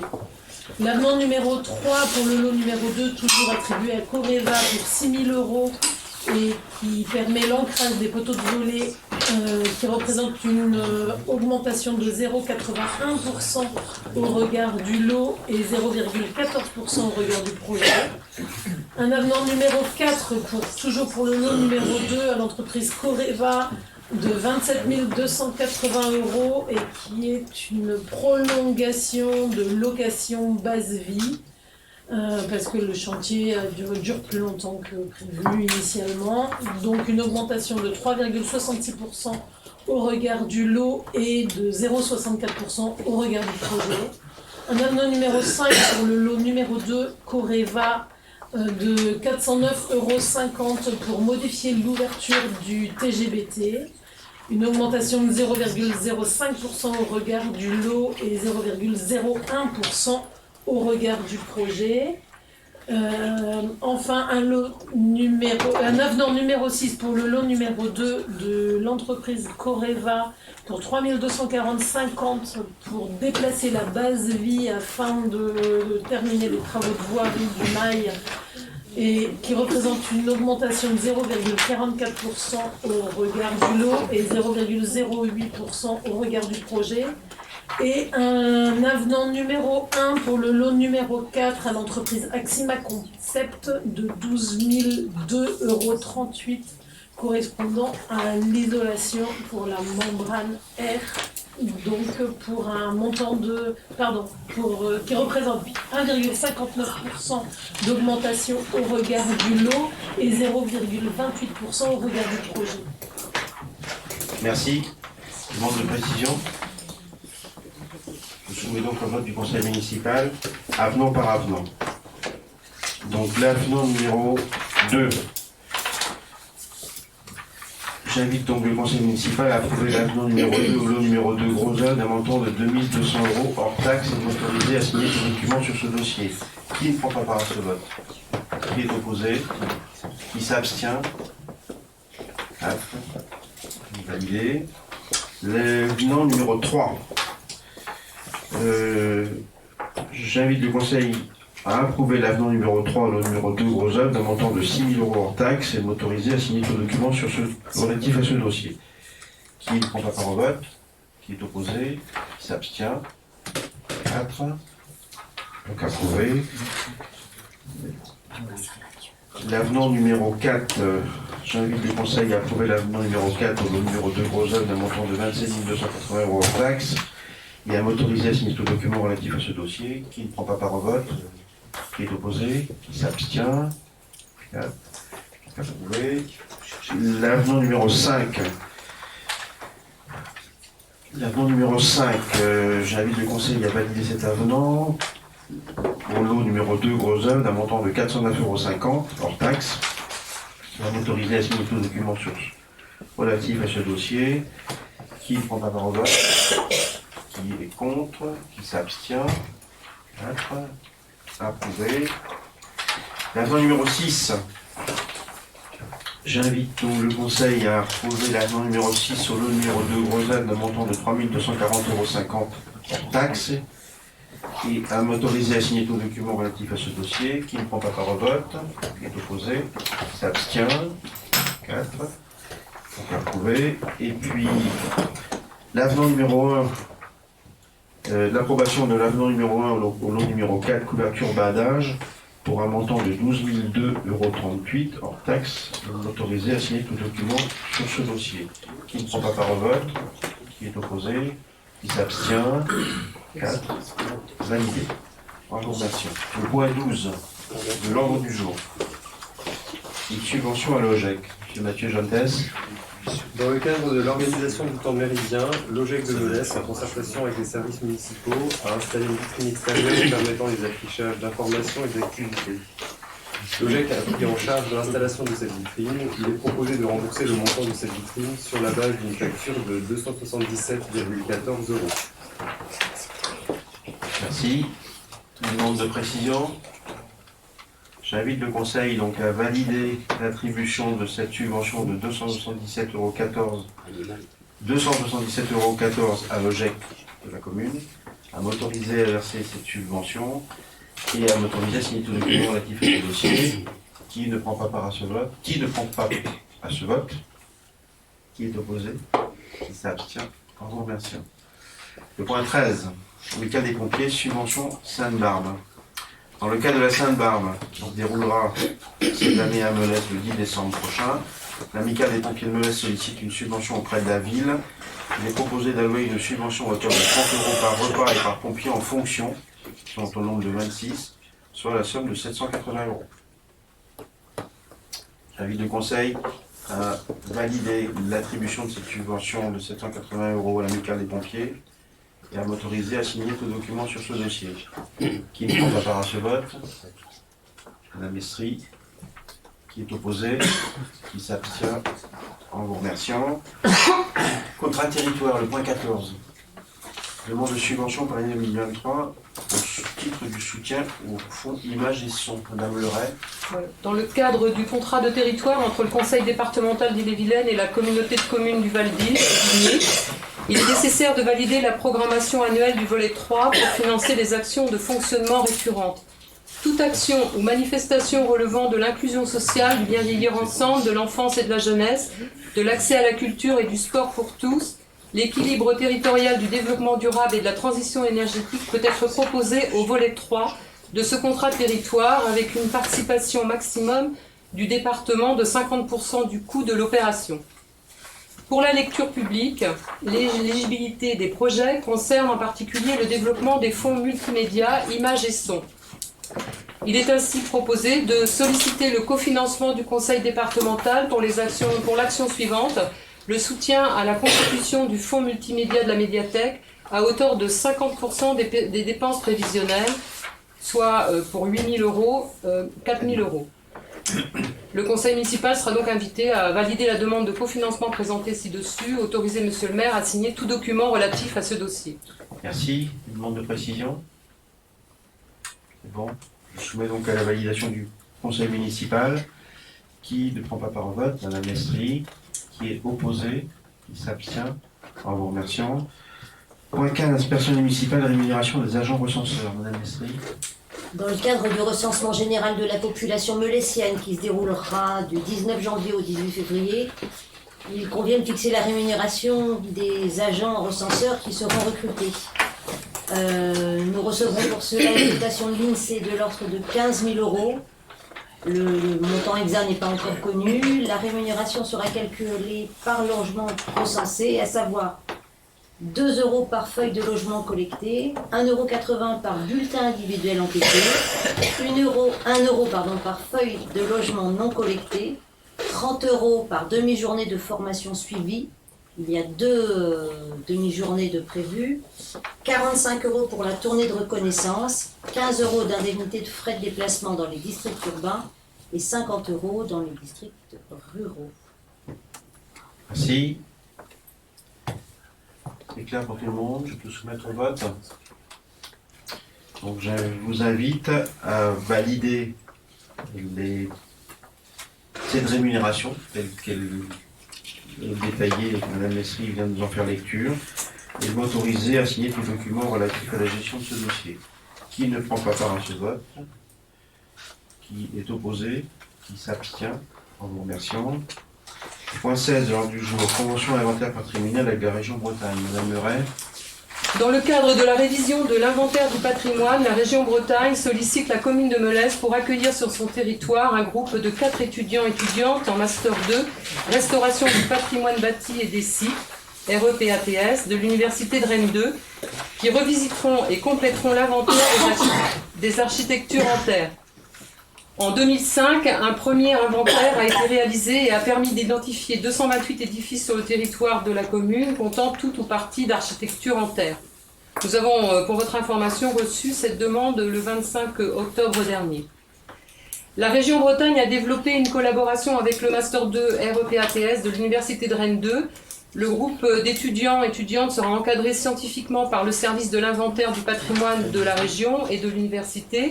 Leur mission consistera en un inventaire du corpus à des fins de précision, une collecte d'informations complémentaires telles que l'existence de dépendances au bâti, l'existence de nouvelles constructions en terre, la restauration de bâtis en terre. Une restitution des travaux sera conduite et les données produites seront ensuite accessibles publiquement via le portail de l'inventaire du patrimoine. Dans ce cadre, il est proposé de conclure une convention entre l'université et la commune pour une durée de 6 mois. L'opération se déroulera pendant l'année universitaire 2022-2023, soit de novembre 2022 à fin avril, début mai 2023. L'université de Rennes mettra à disposition tout matériel nécessaire aux étudiants. La commune mettra à disposition une salle pour que le groupe puisse travailler. La communication autour de cette opération sera assurée conjointement par l'université, la région et la commune. Il est proposé d'allouer une participation au remboursement des frais de déplacement des étudiants à hauteur d'un montant de 500 € maximum sur la durée de la convention, de prendre en charge les frais de déjeuner des étudiants sous forme de gratuité au restaurant municipal. Merci. Une demande de précision, monsieur Margot. Oui, monsieur le maire. C'est une excellente initiative, je ne sais pas qui l'a, mais c'est une très très bonne chose qu'on puisse s'y associer. La question simplement, madame Loret, vous nous dites qu'il y a une collecte d'informations et qu'elles seront rendues publiques. Oui. Est-ce qu'on sait quelles sont les informations qui vont être réellement collectées? Et parce qu'il y a déjà beaucoup de choses sur le patrimoine de Bretagne, en particulier des photos qui avaient été faites à une époque.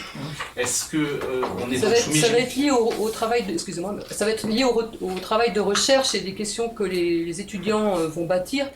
Ce qu'on nous a indiqué déjà à titre d'exemple, c'est s'agit-il de façade principale ou secondaire, d'habitat ou dépendance, avec quoi la terre est-elle conjuguée, pierre, bois, briques? Quelle typologie d'habitat et de construction cela concerne-t-il?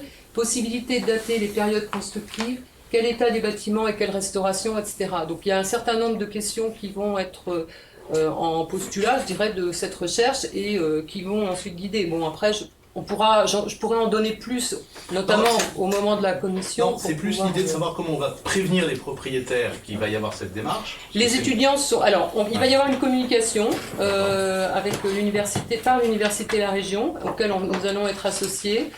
Et nous allons... les étudiants sont autonomes et s'appuient sur... le travail, enfin la méthodologie qu'ils ont l'habitude de. Non mais parce que j'imagine qu'ils vont vouloir, et c'est pour eux, ce qui sera intéressant, c'est rentrer dans les propriétés privées pour justement voir les maisons, voir les façades. Oui, mais ça sera soumis à des autorisations, bien sûr. Mais du coup, je pense que à des contacts et à des autorisations. Ça, c'est tout un travail. Il y a une communication qui va être faite par la mairie à travers le bulletin municipal, à travers l'appli, à travers. Oui, qui va être faite par l'université et la région. En appui, et aussi en appui sur les supports de la commune. Donc voilà, on va multiplier. Non, je me permets juste d'insister sur le fait que ça me paraît extrêmement intéressant d'informer le plus en amont possible les propriétaires pour que un maximum d'entre eux jouent le jeu sur la transmission d'un maximum d'informations. C'est totalement prévu, monsieur Margot. Voilà. C'est totalement prévu. J'ai entière confiance dans ce que nous a proposé l'université et la région. Et là, il s'agit d'abord de porter à connaissance du conseil municipal. Nous allons avoir une entrevue rapidement avec la région et l'université qui va nous exposer la méthodologie. Et donc moi, je pourrais faire une information plus précise si vous le souhaitez en conseil municipal ou aussi à la prochaine commission. Bien évidemment, je donnerai le suivi. Non, mais la restitution va être... La restitution sera publique de toute façon. Mais elle sera passionnante. D'accord, parfait. Merci beaucoup, madame. D'autres remarques? Questionnements? Je soumets donc au vote du conseil municipal. Nous invitons à valider les termes de la convention de l'université de Rennes 2 et m'autoriser à signer cette convention ainsi que tout document relatif à ce dossier, cette délibération. Qui ne prend pas part au vote? Qui est opposé? Qui s'abstient? En vous remerciant. Le point 17, logement du 10 allée Rouge-Côte, convention de mise à disposition temporaire. Madame Virol. Depuis le 6 septembre 2022, la maison située 10 allée Rouge-Côte accueille des personnes déplacées d'Ukraine. Ainsi, 2 familles composées d'un adulte et de 2 enfants et de 2 adultes, qui sont les grands-parents des 10 enfants, sont accueillis dans cette maison. Ces personnes font l'objet d'un accompagnement par l'antenne de Rennes de l'association Coalia et d'un soutien par les services du CEDAS. Par conséquent, il est proposé d'encadrer la mise à disposition de cette maison à ces personnes en colocation par l'établissement d'une convention qui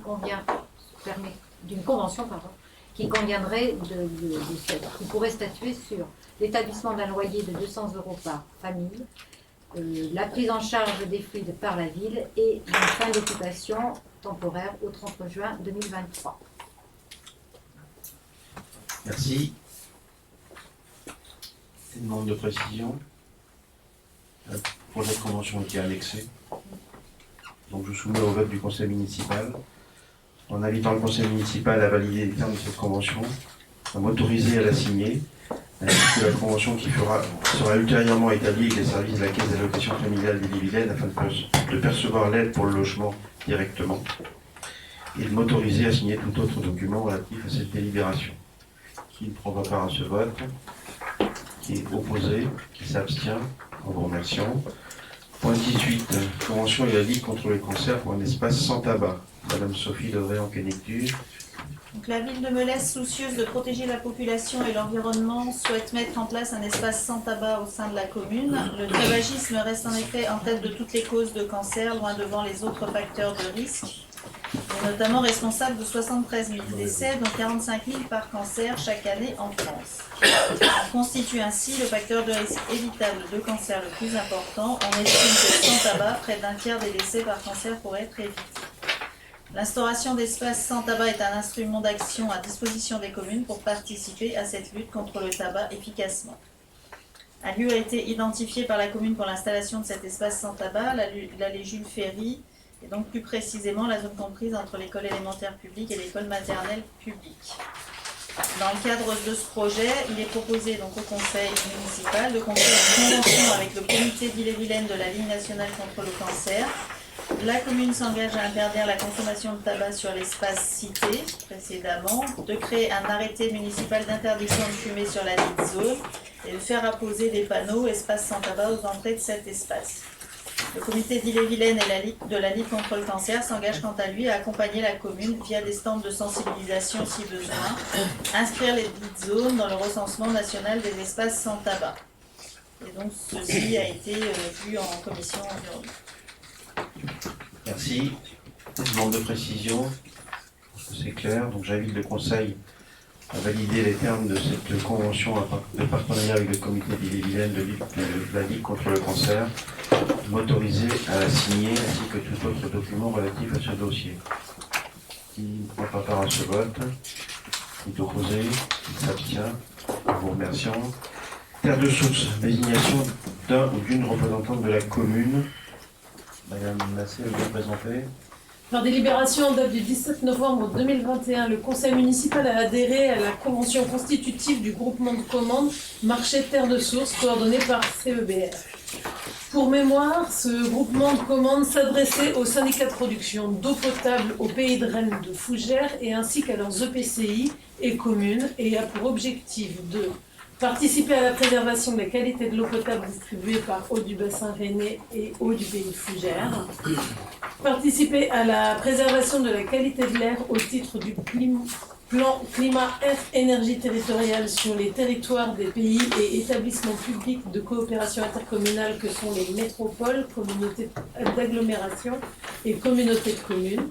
Optimiser la satisfaction des besoins en produits alimentaires durables des adhérents du groupement de commandes en référence aux objectifs de la loi Egalim et développer des actions d'éducation à l'alimentation durable.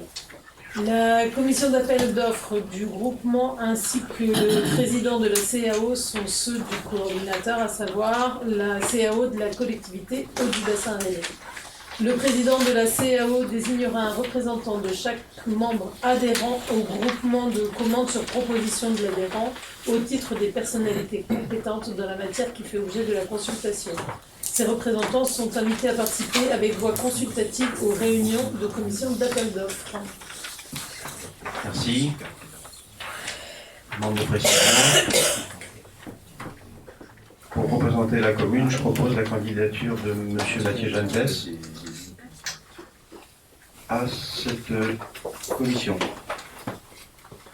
Y a-t-il d'autres candidatures? Je soumets au vote. de désignation de M. Mathieu Gentès pour représenter la commune au sein de cette commission d'appel d'eau du marché Terre de Source. Qui ne prend pas part à ce vote? Qui est opposé? Qui s'abstient? Je vous remercie. Au titre des informations à suivre, je ne reviens pas sur les documents, les tableaux figurant à la note de synthèse. Je demanderai simplement à Mme Evelyne Massé de faire un point très synthétique du rapport d'activité de la collectivité eau du bassin rennais. Le contexte que nous avons traversé le justifie. Laisse faire. Très bien. Donc, je vais vous faire rapidement le RPQS de CEBR, sachant que normalement il est à présenter à la communauté de communes, puisque c'est la communauté de communes qui est adhérente. Mais ça nous semblait important de vous parler d'eau potable à une période où l'eau potable est précieuse et où la pluie a manqué. Donc rapidement, vous avez une carte qui vous représente le périmètre de eau du bassin rennais. Donc c'est toute la zone bleue avec Montfort Communauté, la CCVIA, Rennes Métropole, et puis quelques communes satellites autour. Les missions de eau du bassin rennais, c'est la protection de la ressource, la production d'eau potable et ensuite la distribution de cette eau potable.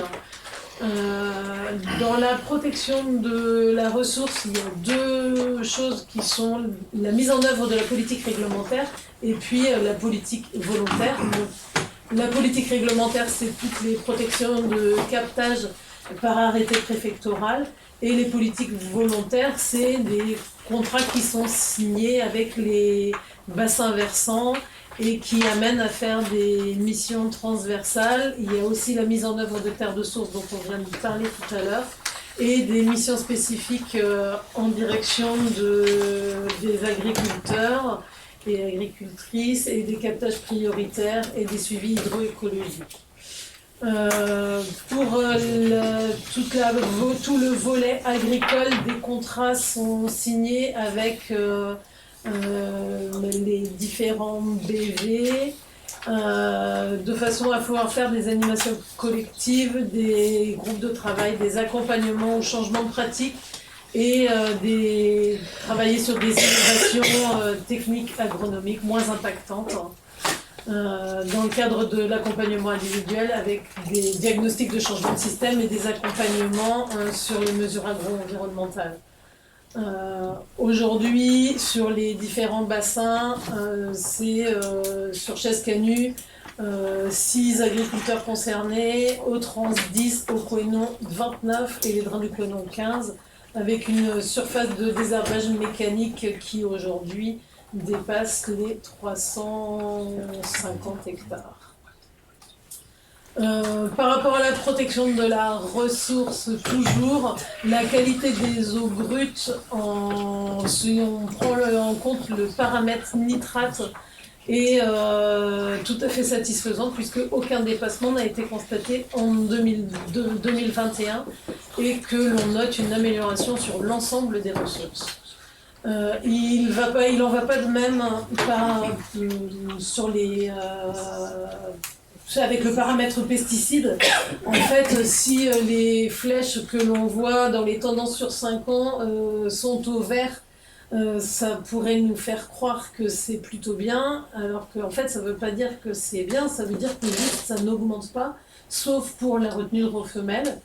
Mais ça n'augmente pas, mais pour autant, comme on part d'une situation qui n'est pas bonne, le fait de ne pas augmenter ne rend pas la situation bonne, elle fait qu'elle ne s'aggrave pas. Les problèmes rencontrés essentiellement sont sur les métabolites de molécules de traitement de maïs en prélevé, donc sur la terre nue, et qui sont les ésamétolachlore. Voilà. Et d'où les travaux importants avec le monde agricole sur le désherbage mécanique.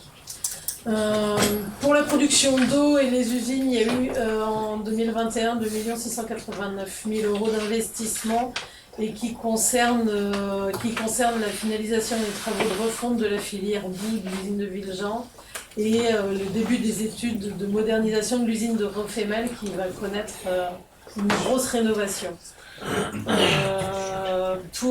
Plus localement, sur la production d'eau, vous verrez bientôt à la Mézières le réservoir qui va être changé. Et puis voilà, et l'usine de Villejean qui continue sa rénovation.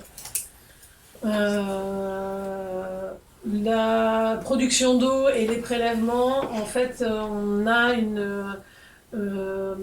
on a prélevé en 2021 28 millions de mètres cubes pour produire 26 901 millions. Non, 26 901 000, pardon. Et ce qui fait qu'on améliore notre... en disant qu'on utilise moins d'eau pour laver l'eau, on va dire ça.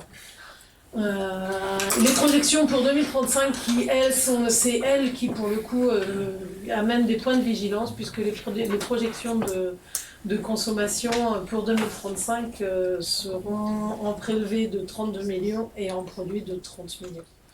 Donc il faut qu'on trouve des mètres cubes supplémentaires. Par rapport à cette diapo, elle concerne vraiment la sécheresse et cette année et il y a un réel risque de se retrouver avec des robinets qui ne coulent plus.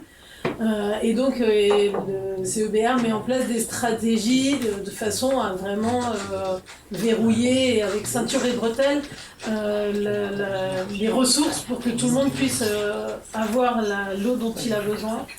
Et donc il y a une stratégie qui est mise en place avec le Meux et le barrage de la Chaise. En fait, pour faire face à une année de consommation d'eau potable, il faut absolument que la Chaise soit pleine. Et donc, pour que la Chaise soit pleine, on pompe dans le Meux des mètres cubes d'eau qui vont d'abord alimenter l'usine de Villejean pour 812 000 mètres cubes, c'est ça. Et ensuite, pour 480 000 mètres cubes pour remplir la Chaise, de façon à ce que le fait que la Chaise soit pleine couvre 8 mois de consommation. Et cette année, on a puisé dans une autorisation que l'on a, mais que le préfet nous demande d'éviter d'utiliser, mais qu'il accorde sur un nombre de mètres cubes précis en cas d'urgence, comme on a eu cette année, et qui est l'étang des Boudrières, et sur lequel on a prélevé l'année dernière 120 000 mètres cubes, et en 2022, on en parlera l'année prochaine, mais c'est beaucoup plus haut. Et juste pour terminer cette diapo, le barrage du Canut, on parlait des pesticides tout à l'heure. En fait, le Canut se trouve plus haut que la Chaise et normalement c'est le Canut qui alimente la Chaise tout simplement par gravitation. Et on ne peut pas l'utiliser parce que le Canut, lui, a un problème de pesticides. Et donc c'est pour ça qu'on pompe dans l'eau. Donc du coup, en termes d'énergie, pour le coup, c'est beaucoup plus cher, mais au moins la ressource en eau brute est correcte. La distribution de l'eau, en fait, la distribution de l'eau, donc là, c'est les travaux de renouvellement de réseau. Donc il y a 49 km 48 de renouvellement et en construction, extension, il y a 13 km 45. La défense extérieure contre l'incendie, c'est une des prérogatives aussi de CEBR et qui accompagne des communes dont Melesse, en fait sur les assistances de ECI et sur les schémas intercommunaux de défense incendie. La population et la consommation de l'eau, la consommation unitaire moyenne, elle est de 66 mètres cubes par abonné et par an. Et on considère que c'est une consommation qui est stable par rapport à 2020. Les volumes, par contre, des plus gros consommateurs professionnels, elles, tendent à augmenter. Le programme Ecodo, j'en reparlerai dans la dernière diapo, vraiment sur ce qui s'est passé à Melesque ou ce qui se passe à Melesque. Mais voilà, il y a vraiment une politique d'économie d'eau et avec une sensibilisation des habitants et une charte qui est signée avec des grandes surfaces sur des appareils spécifiques pour économiser l'eau. Donc c'est 29 communes engagées, c'est 1090 élèves sensibilisés et c'est 89 500 € d'aide accordée. La production et donc la distribution maintenant. Donc nous on est encore, la commune de Melesque, on est encore sous contrôle sous Veolia en fait, avec une délégation de service public. L'objectif étant que de ramener à terme, à la fin des différentes délégations, de distribuer un maximum de monde par la SPL au du bassin rennais. Et enfin, le deuxième, par rapport à la distribution, toujours le deuxième gros engagement, c'était d'une harmonisation tarifaire. Et quand vous regardez les cartes, elles sont de plus en plus jaunes, donc ça veut dire qu'on est de plus en plus dans le même écart, dans le même niveau de prix. En fait, l'écart sur facture 120 mètres cubes est passé de 150 € à 11 € en 6 ans, entre les plus chers et les moins chers. Avant, il y avait 150 € sur 120 mètres cubes de différence. Il n'y en a plus que 11. Enfin, deux choses qui sont aussi développées par CEBR, c'est la tarification sociale, donc avec un chèque eau et un crédit famille nombreuse. Je vous laisserai regarder les finances par les différentes missions. 16 millions d'investissement, donc 10 millions en fonctionnement. Et en recettes, 21 millions en fonctionnement et 3 millions en investissement. Durée d'extinction de la dette 2,7. Voilà. Juste pour faire un petit focus sur Melesque et le programme Ecodo, vous avez entendu parler parce que c'est très récent en fait, les ambassadeurs de l'eau sont venus le 22 septembre sur le marché à Melesque, ils ont vu 250 personnes. Donc ce qui est plutôt très, très intéressant. Il y a des interventions prévues avec les bailleurs sociaux en porte-à-porte, donc vous avez les dates là, prévisionnelles, donc vous voyez, ils sont par là en ce moment. Il y a une animation scolaire prévue à l'école Saint-François. Et juste un petit rappel de ce qui a été fait. Donc le diagnostic, Melesque a été la première commune à faire son diagnostic avec CEBR et avec un tas de préconisations que nous sommes empressés de mettre en place. Sur les travaux de production d'eau à Melesque, il y a une étude qui est lancée sur la refonte de la station de pompage de la Sauderaie. Tout le monde voit où elle est, sur la RD27 là-bas. L'idée étant de passer de 200 mètres cubes heure à 400 mètres cubes heure pour alimenter le nord de Rennes. Il y a une bâche de stockage qui va être renouvelée aussi, le château d'eau de la Mézières dont on a parlé. Il y a eu un renouvellement de réseau sur la RD28, donc pour 3 km, 30 branchements et 616 000 €. Et le renouvellement de réseau d'eau de la rue de la Basse-Forge. Et enfin, c'est tout. Voilà, j'ai fait le tour. Ok, merci. Merci. Oui, monsieur Marot. Juste par esprit d'escalier, il y a une borne de défense incendie à l'angle de la D27 et la rue de Minier qui avait été détruite suite à un accident à l'été 2021, je pense, je n'ai pas la date, et qui n'a jamais été remise, en tout cas pas été remise au même endroit. Elle a été déplacée, ça m'étonne qu'elle n'ait pas été remplacée parce que en général c'est immédiatement remplacé, elle a été mise quelque part ailleurs. Je sais pas, mais vous n'avez peut-être pas l'info là, mais on va regarder.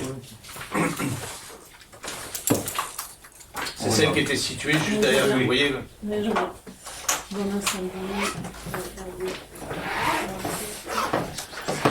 Bien, merci pour cette présentation synthétique. Par application du décret 2022-1091 du 29 juillet 2022, j'informe le conseil municipal que j'ai désigné comme correspondante incendie et secours Madame Marie-Edith Massé.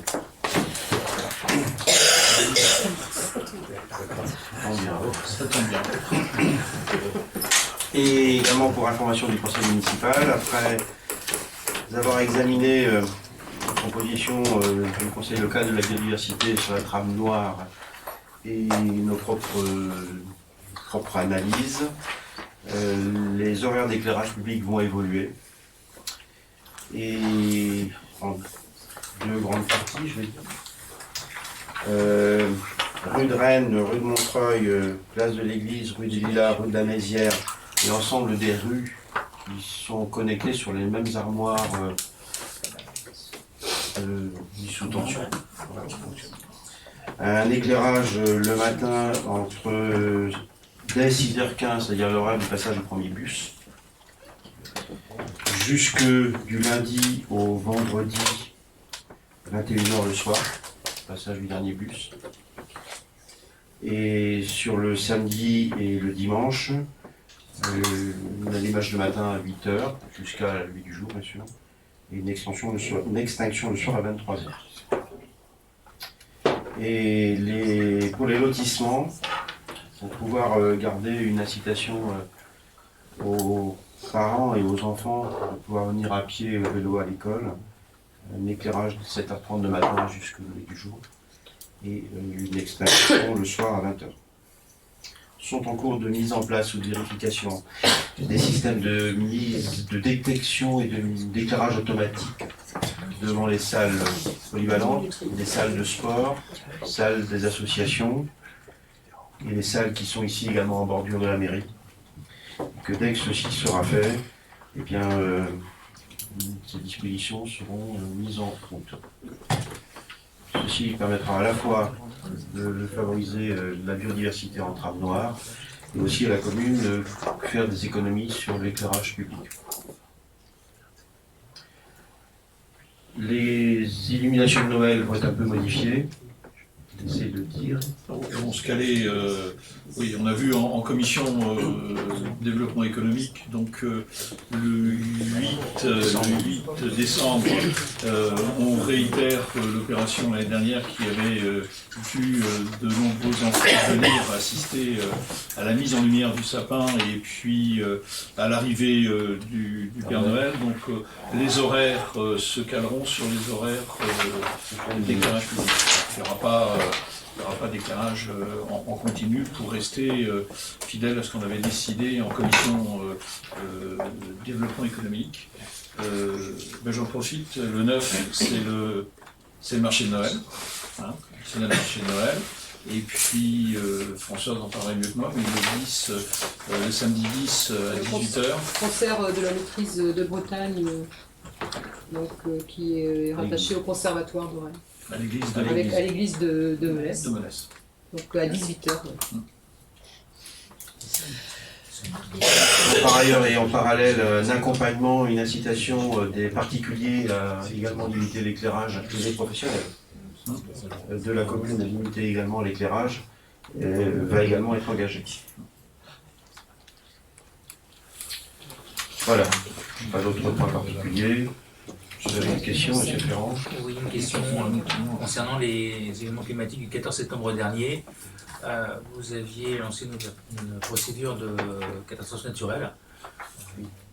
Je souhaite, le groupe Ensemble pour Melesse souhaitait savoir où en était cette démarche. Est-ce que vous avez appelé les habitants à déclarer leurs accidents sur différents supports dans le site internet de la ville?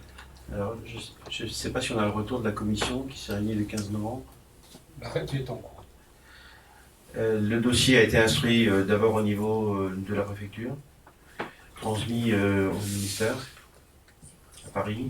La commission, enfin, le dossier de Melesse, la demande de Melesse a été examinée lors de la commission du 15 novembre, donc c'est tout récent, et on n'a pas eu d'information oralement, si ce n'est que l'arrêté a été en cours de rédaction. Voilà.